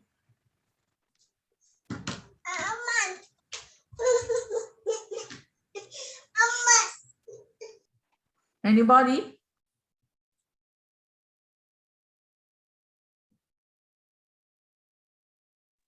Let me try. Oh, lovely, Janelle. Thank you. Which of the following is not required for photosynthesis? And the options are oxygen, carbon dioxide, sunlight. Help me out, other people. Okay, which of the following is not required for photosynthesis? Yes. So I have 3 options so far, one more. I said oxygen, carbon dioxide, sunlight, and water. Water, right? Yes. So, okay. So we word it? Go ahead, Melissa, you want to make a comment? I was just saying, I thought those all need photosynthesis, need all of those. No, oxygen is not required for photosynthesis. But I'm sorry, Jenna. Okay, so in that case, in that particular case, would you say that it is meaningful in itself? It is going to provide significant learning outcomes? Yes, ma'am. I would like to think so, because all of the others are required except I would say in that particular item, it could be allowed because the significant learning of the outcomes, right? It outweighs the negative, yeah. Yeah, it's Outweighs the con, yeah. However, you're still going to try to avoid it, you know. Mhm. So how would you avoid it now? Tell me. How could you avoid it? Suppose you wanted all of the photosynthesis conditions to come out in their answer so that you're concretizing what they learned. So I could put it as all of the following are required for photosynthesis except, and Yes. give the significance, and that would be Excellent. Yes, yes, yes, yes. Very okay. So we should just get Or rid you of. could even put it as a complex multiple choice, which I don't know if you're going to be talking about here, but there's another format, a higher level of multiple choice format called complex multiple choice. You know, the one where you choose, it is number 1, 2, and 3, or number 1, 2. Oh, yes, I know those. 1 and 2, 2, 3, 4. Right. Except that you don't put in none of the above. We don't like it. Right. All of the above. We don't like those so much. Okay? Don't give us those responses. They really know. She could also use a complex multiple choice item to bring out the 3 important conditions for photosynthesis. Go ahead. So that would be a higher order multiple choice question. The complex one. No, that is not a higher order. That is a complex multiple choice structure. Okay, structure, okay. Multiple choice structure is where you have a 2-part thing. You know, where you set out the scenario or the problem above, and you have the choice is number 1, 2, the B is 1, 2, 3. That is called a complex multiple choice item. Okay? Okay. So we're just discussing how Melissa's thing could be restructured to give it a more positive tone. Is everybody following us so far? Are you following so far? Good. Continue, Kelly. All right, Miss. All right, so as we had spoken about earlier, number 5, we said that all the alternatives should be plausible. So like in Carlian's example, she would have spoken about only one of the countries being actually from the Caribbean. Something of that nature is unacceptable. You need all the answers to be possible answers, you know, believable, not possible, believable answers. So they need to be believable. They could, you know, maybe them could have worked, but there is only one correct answer. So the answers need to be plausible. Is that clear? Right. Right. So alternatives should be stated clearly and concisely. So the answers, the responses given, they shouldn't be running into each other and be like, so C shouldn't be continued in D, sorry. So the response or the option in C shouldn't be similar to that of the response in D. It shouldn't be too close where it's going to throw the students off. So you want to clearly and concisely state what you mean. Does that make sense? Mm-hmm. All right. Yeah. Right, here we go. Say that too. Pardon me? Right? Pardon me? I'm saying that we should emphasize this point for questions. Right, because the responses just keep running in and I'm like, why? Why? Right. All right, not moving. All right, I don't know what's happening. All right, so here we go.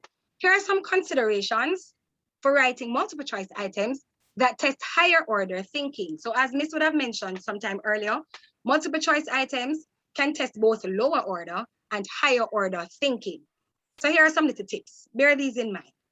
When writing multiple choice items to test higher order thinking, design questions that focus on higher levels of cognition as defined by Bloom's taxonomy. So we would have looked at the pyramids that were showed, that's how I'm gonna describe them, and I would have showed the different levels of cognitive thinking, right? So you want to bear this in mind when it is that you are designing higher order thinking items.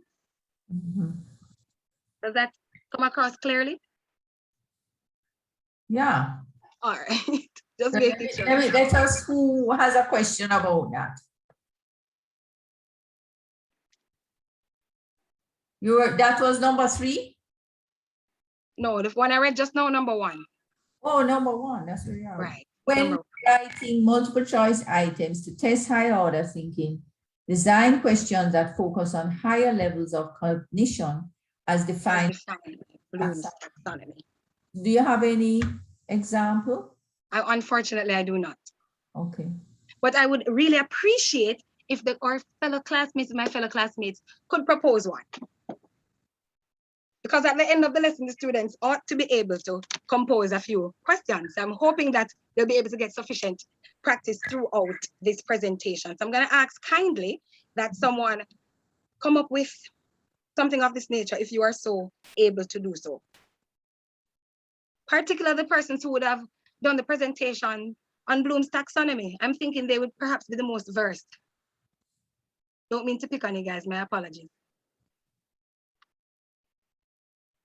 Somebody.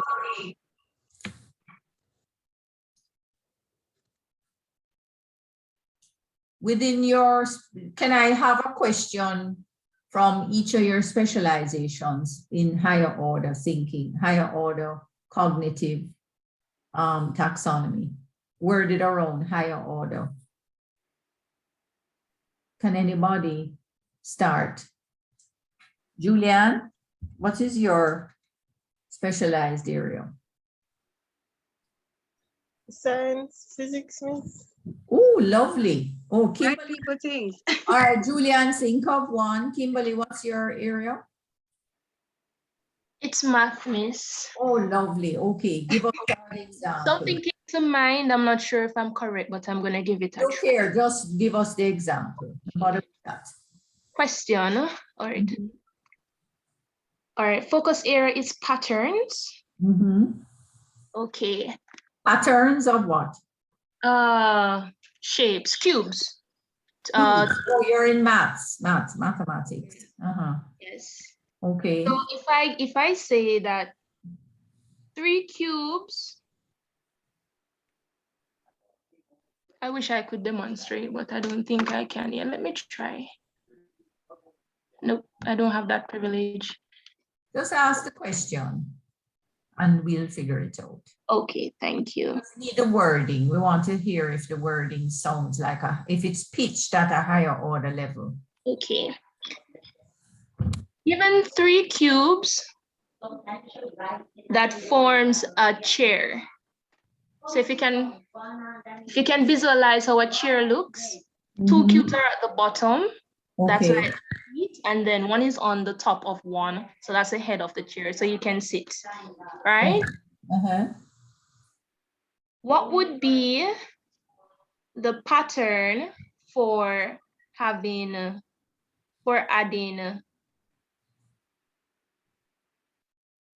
2 more cubes? Something like that. I think what you want to say is how would you create a chair with 2 more cubes? How?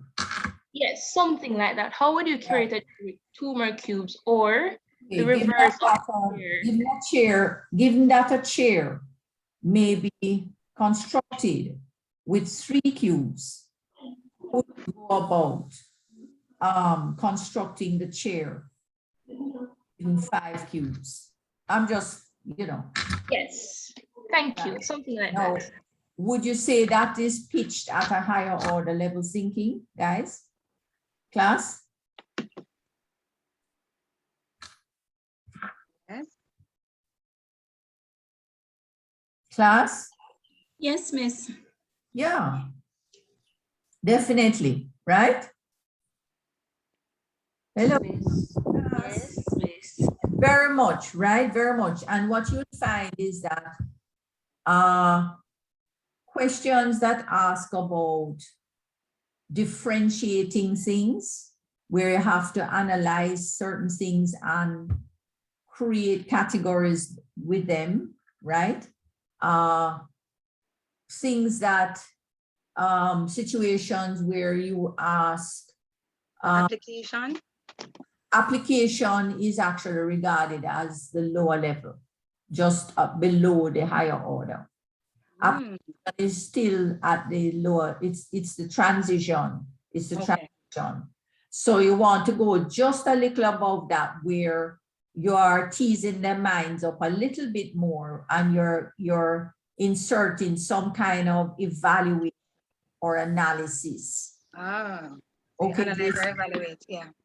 So you go back to Bloom's taxonomy, and you look at Bloom's taxonomy, and you see the verbs that he lays out under each taxonomy, and that will help you to formulate the way that you word and the way, the kind of thinking that you're going to require from the student, even if it is just a simple multiple choice. Because if you even ask that question that Kimberly was it Kimberly a while ago or Melissa?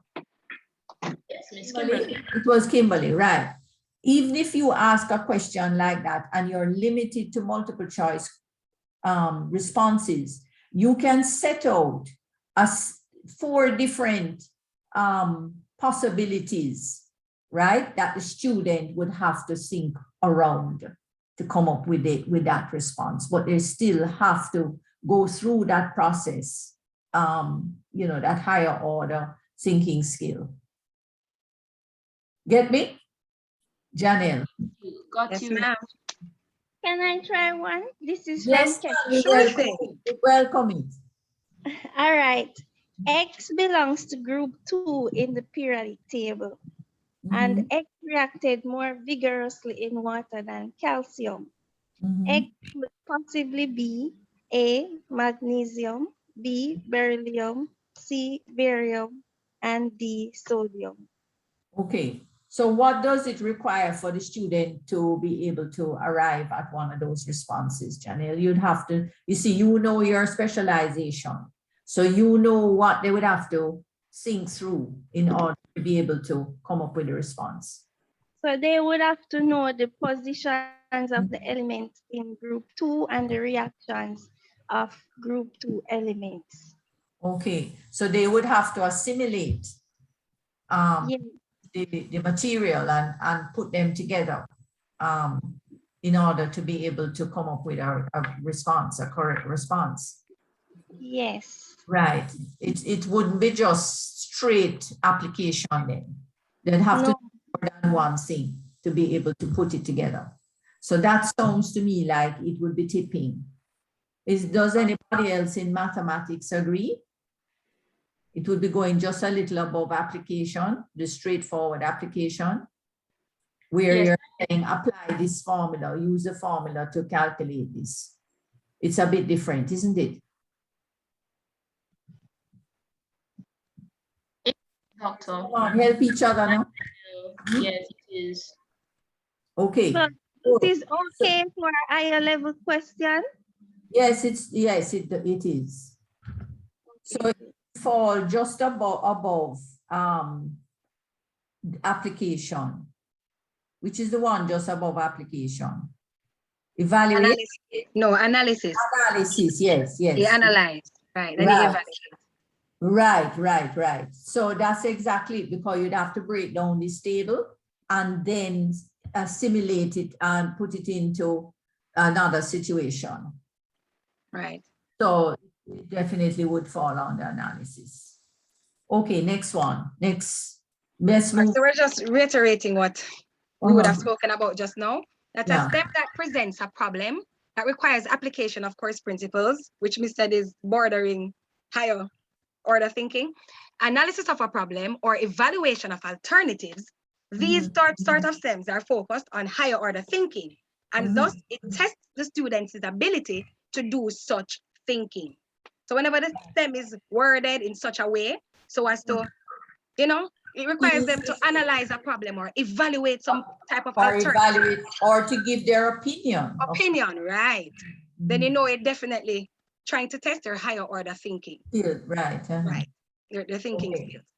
skills. So you guys understanding now where the breakaway is from the normal run-of-the-mill multiple choice, right? Okay, moving on. Right, so it's the wording. I see how you construct it. The construction is key. Construction is very key, and understanding Paramount, yeah. the taxonomies and the verbs that help to guide you, because the verbs kind of give you the lead. They help to guide your thinking in when you're constructing that question. I see. Mhm. Right. So in constructing multiple choice items to test higher order thinking, it can also be helpful to design problems that require multi-logical thinking. So it's not just thinking right, it's not just thinking within one area or in one particular way, but you're thinking in a number of ways, in a number of spheres. You're really testing them now. Their thinking abilities, are they really thinking? How well do they think? Stuff of that nature. So we saw where Janelle's example is possibly a good example of that, because hers required a two-part step in order to right. Understand, and that is what they're saying, is the multi-logic thinking. Right. So the student would have to know to move from this step to that step to arrive at the response. Everybody with us? Okay, Sasha K has one here. After reading the poem, "This is the dark time," identify all the literary device and discuss the effectiveness. Right, so again, this would require, although this would be what kind of response now? Open ended. An open or an essay, right? Supply response. Right. The test maker would have to identify whether it is an essay form or short answer. Right. Just how we need to know more about the short answer and the essay too. So I'm writing the poem, "This is the dark side, my love." Identify after reading the poem. So this again is going to require them to not only identify, but to be able to assimilate what they have read. What they know, right? Or evaluate it, able to make discussion around it. All right? And to provide the reasons for that effectiveness. So this definitely would be a higher order type of question. Excellent. Yes, I hear him. You mentioned that to give the reasoning or the justification, right, would be a higher order, because based on Bloom's, that would be them in the what they call it, the evaluation. So judging the value of information or ideas. Yeah. Yeah. How would you write that in a question, not open-endedly? We told you before. You concoct the responses for the student, and the student has to choose from those responses. And in fact, if you wanted to do it in a two-step thing, you could create it that way too. So you would have to come up with a selection of different responses, right? Possible responses that are plausible, and let the student select the right one. But they still have to go through that same process of analysis in order to arrive at the correct one. It's just that you are laying it out for them. It doesn't have to be, sometimes multiple choice are not just single words, Sometimes they are little sentences, right? Or situations that the student chooses from, okay? Okay, so geography has one from Kes Joy here. After analyzing the diagram above, combination of solutions would be the best. Improve the climate disasters. I think you left out a word there. the best option for improving the climate disasters. Is that what you want to say? After analyzing the diagram above. So we would have, this diagram would have to be, yes, something that they would have to go through and understand the different aspects of it, and then assimilate again between the different aspects, which combinations of solutions within that diagram. Is it like a table you're talking about? The kind of selected responses would be like a group of words. I've seen something like that before. So A would be, for example, you would use recycled material, you would use gray water. So you'd have recycled material, gray water. B would gray water and foresting. Something that is plausible but not so correct. And then the student would then choose the best selection, the best combination of solutions. Is that something that is advisable in multiple choice? Of course, it's I told you already that multiple choice can be created in a very creative way. You can develop your items so that they still are making choices. You provide the choices, but they still have to go through the thinking process. That requires higher order thinking, right? So based on what you put in that diagram is what would determine what they would have to go, the process of their thinking. It is what you have in that diagram, right? That you say they would analyze, right? That would be the marker, the leading point, right? That they would the analysis and the interpretation of the diagram. You're right. The interpretation of the diagram is what is going to make the difference. That's the point I'm making. In other words, it's not just straightforward. They would have to understand this in order to assimilate this and to be able to choose that. You know what I'm saying? So that, you know, it depends on how you set up your question. But this question, when I wrote the question, I was a little torn because it reads from Bloom's perspective, like a higher, lower order type thing, because they have to analyze the diagram, but then they have to recall in order to answer the questions. Yes, but they still have to analyze it, and that is the higher. Whenever you are, in order for you to reach a higher order level, you have to go through a lower order level first. There are that's the Webb's depth of knowledge take on Bloom. No. Bloom's taxonomy goes in it's a pyramid, you know. It's a step by step. It's a step up.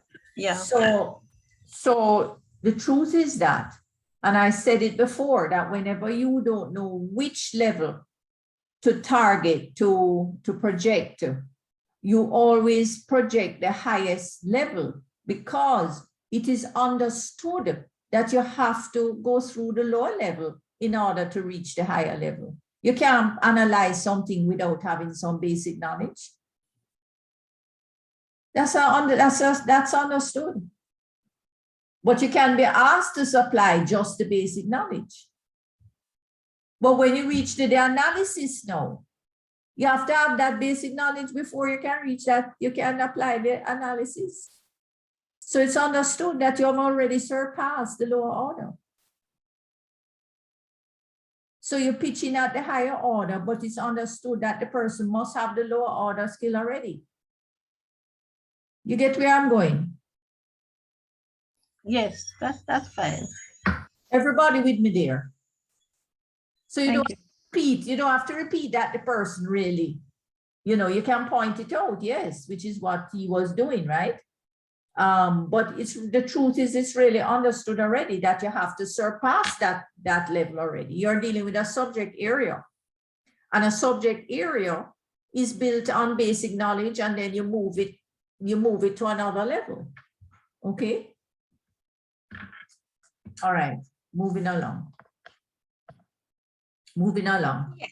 All right. So we're at the fourth one, which really is just a definition as it relates to multilogical thinking. So we're speaking quite in depth a while ago as it relates to same. It reads, multilogical thinking is defined as thinking that requires knowledge of more than one fact to logically and systematically apply concepts to a problem. Again, it is thinking that requires knowledge of more than one fact to logically and systematically apply concepts to a problem. So the examples that were given, you would have seen that they are multi-tiered. So you have to know one thing or respond to one aspect in order to move on to the other, if that makes sense. Yes, I would have said that correctly. Yeah, and you kind of said it before, too, you know? Right. So just reiterate. We can move on. Right. Thanks. Not a problem. Hopefully it will move. All right. So we're on to the essays. The big bad essays.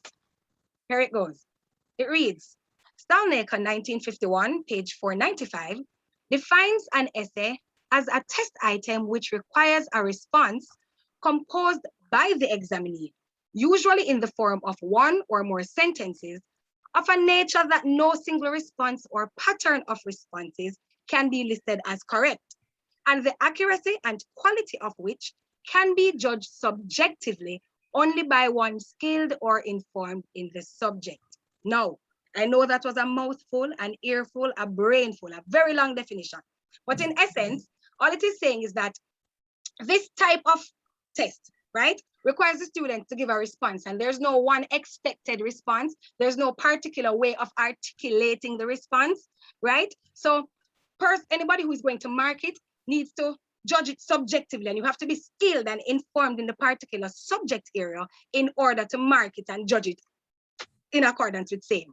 So not any and everybody can mark an essay question. You would have had to have some kind of knowledge of the question. You would have had to have somewhat extensive knowledge on the subject matter. You have to know it in order to mark it adequately, as there is no one response. So unlike the multiple choice, where there's a wrong answer, where there are wrong answers and one correct answer, with the essay, you will have to use your, I don't want to say discretion, because generally there are mark schemes. I know that's not our area, we're not getting into it, but as best as you can, you will have to be subjective. And you ought to be skilled. Does that make sense? Is that clear? Is there anyone who's not in agreement?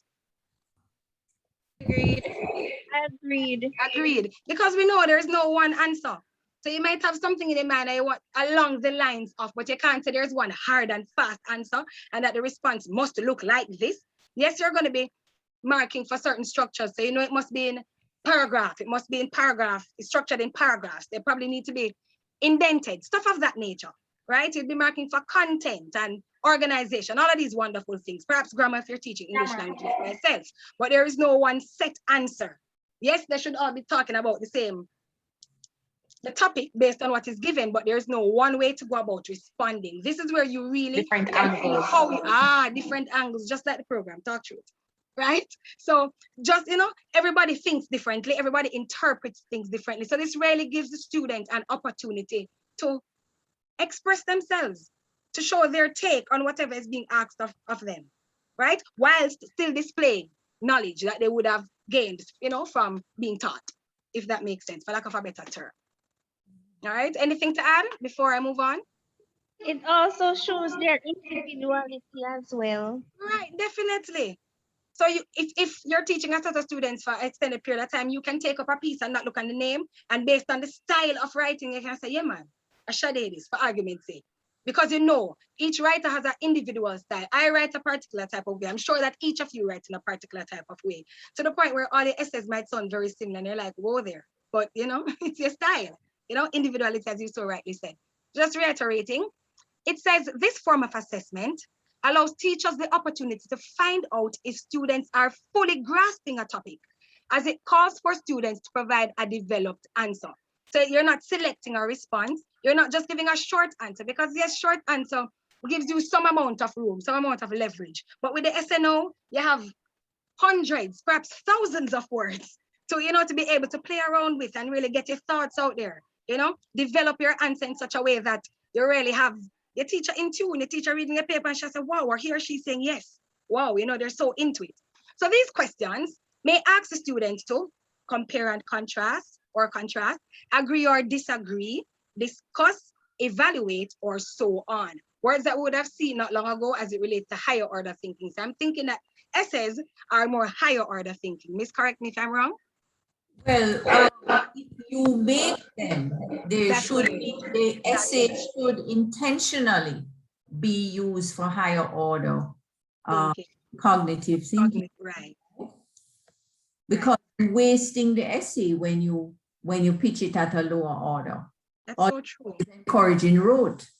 That's so true. You have the opportunity to allow the student to write and to express themselves, to make discussions, to be critical in their thinking, to make evaluations, to give their opinions. You have that opportunity with the use of essays. So essays are more geared towards that. They should be more geared to be pitched towards higher order thinking rather than just wasting them on asking some basic rote questions.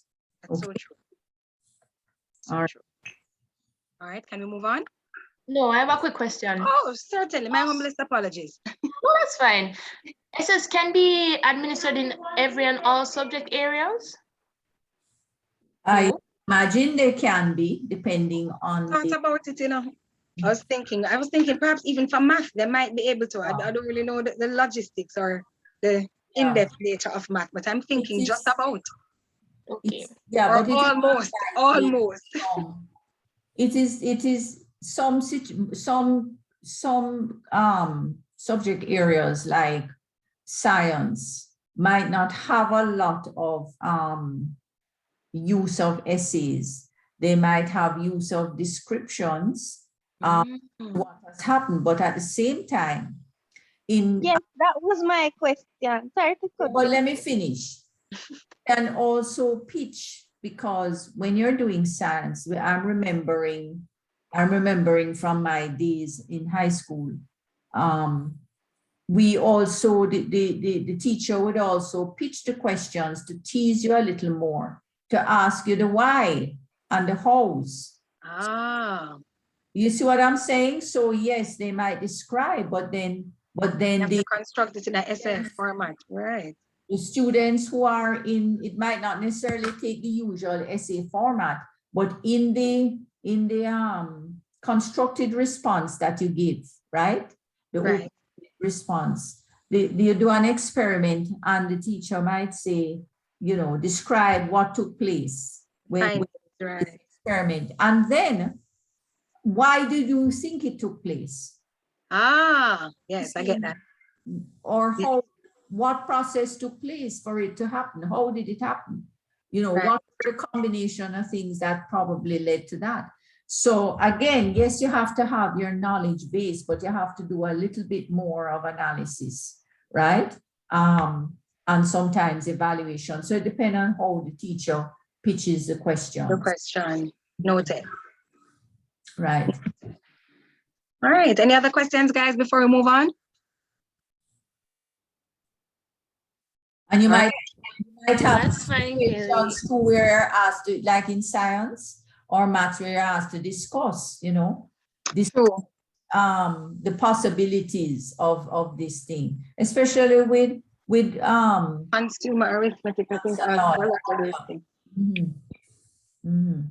think that was probably the only part of math I kind of got, the consumer arithmetic, because it was so worded.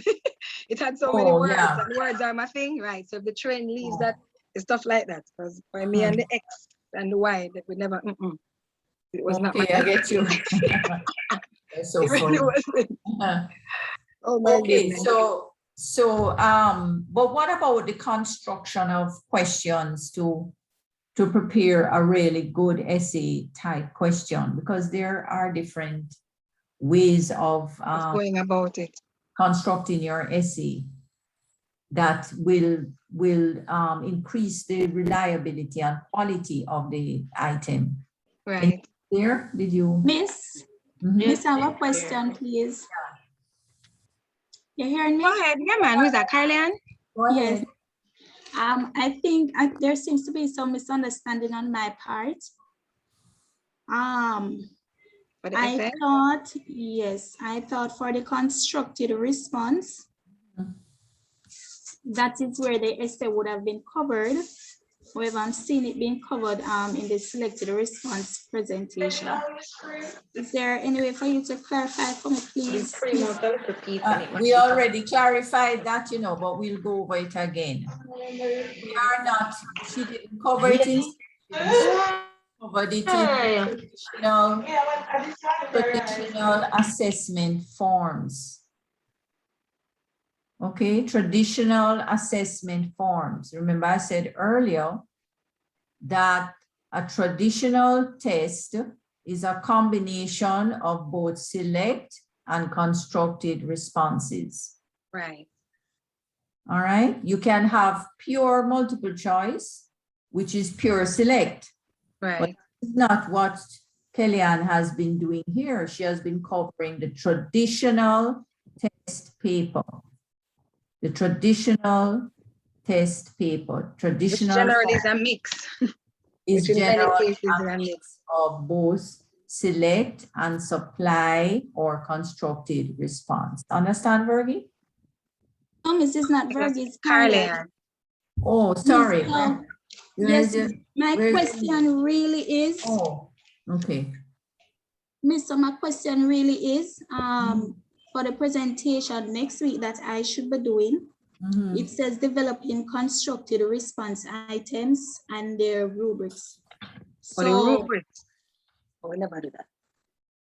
Yeah, so now I'm a little bit confused. So you're going to construct, but you have to do the rubrics as well, because we're not looking at the rubrics. We're just looking at the She went question. off. Okay, so sorry, I get where she's going. Right. All right, so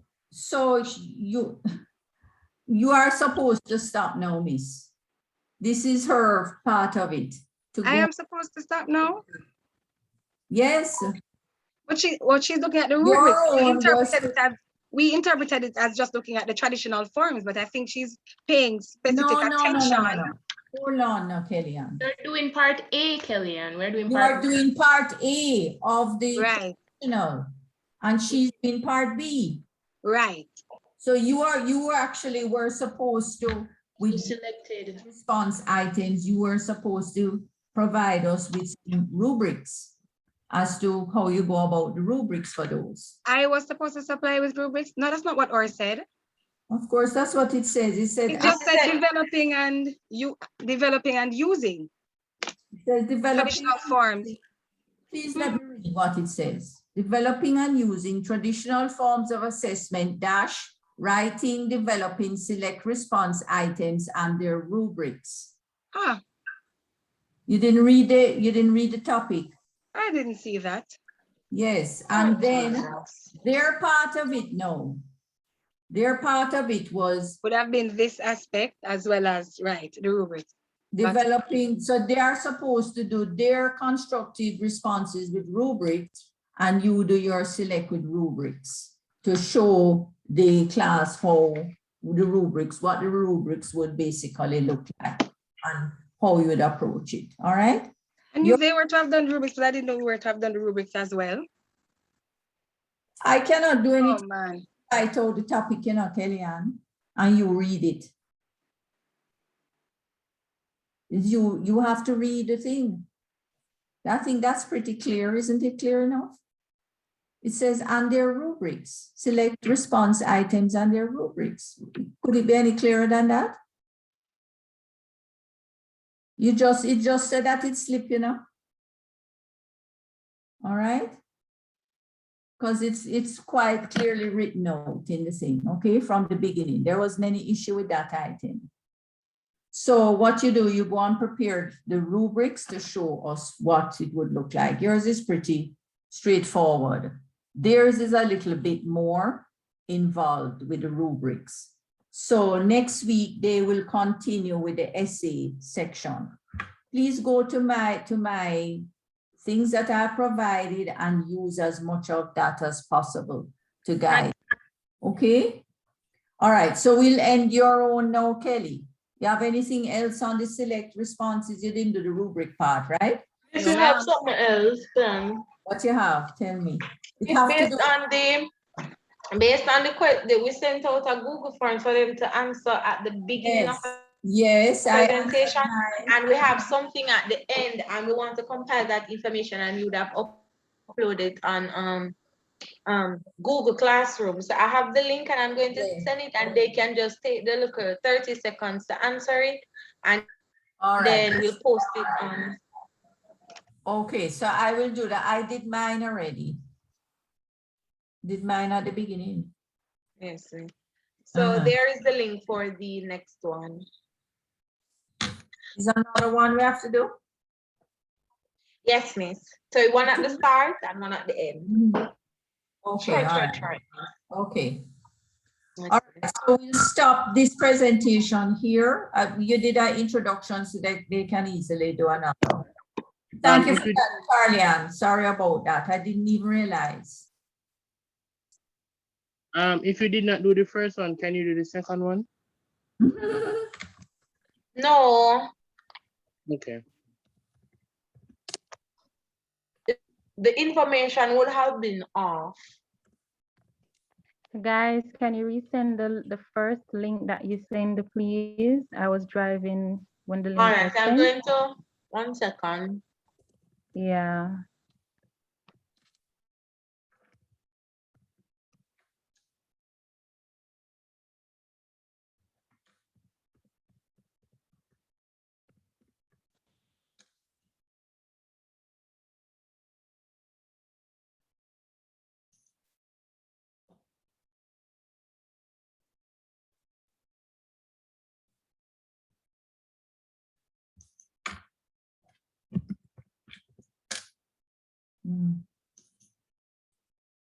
Okay, so I finished mine.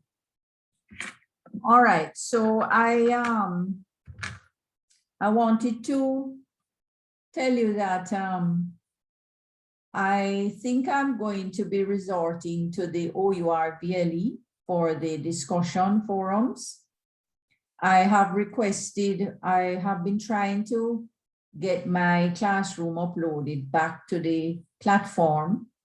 And I've requested that the technical staff assist me with that so that I can put up back the platform for you to do your responses and to submit your assignments in general.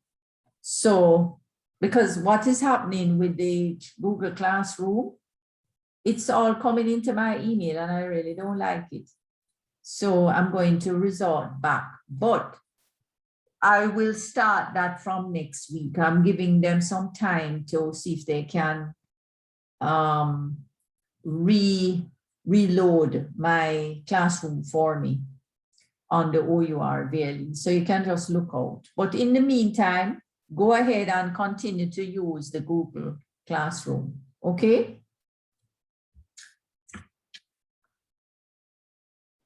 Okay, miss. Did everybody hear? All right, so just go ahead, don't worry yourself over it. I will alert you when to switch. I'm hoping before the next set of this next presentations, we will resort back. It's just that I have not been able to find my hard drive, the external hard drive that I think that I had backed it up on. I cannot get it to work. I've been trying all day today and it's just not working. And I'm very stressed because my whole life is backed up on that external hard drive. And I cannot get it to work. I don't know if it's because I had reset my computer. Why it's not, I tried everything. I went on Google and looked at some ways in which you're supposed to be able to fix the problem, but I just cannot get it to work. So I'm a little bit distressed with that. So I've been in touch with MITS and asked them to see if they can reload it for me. So let's see what happens, okay? Okay, miss, I'm sorry to hear that. Yeah, because, you know, this is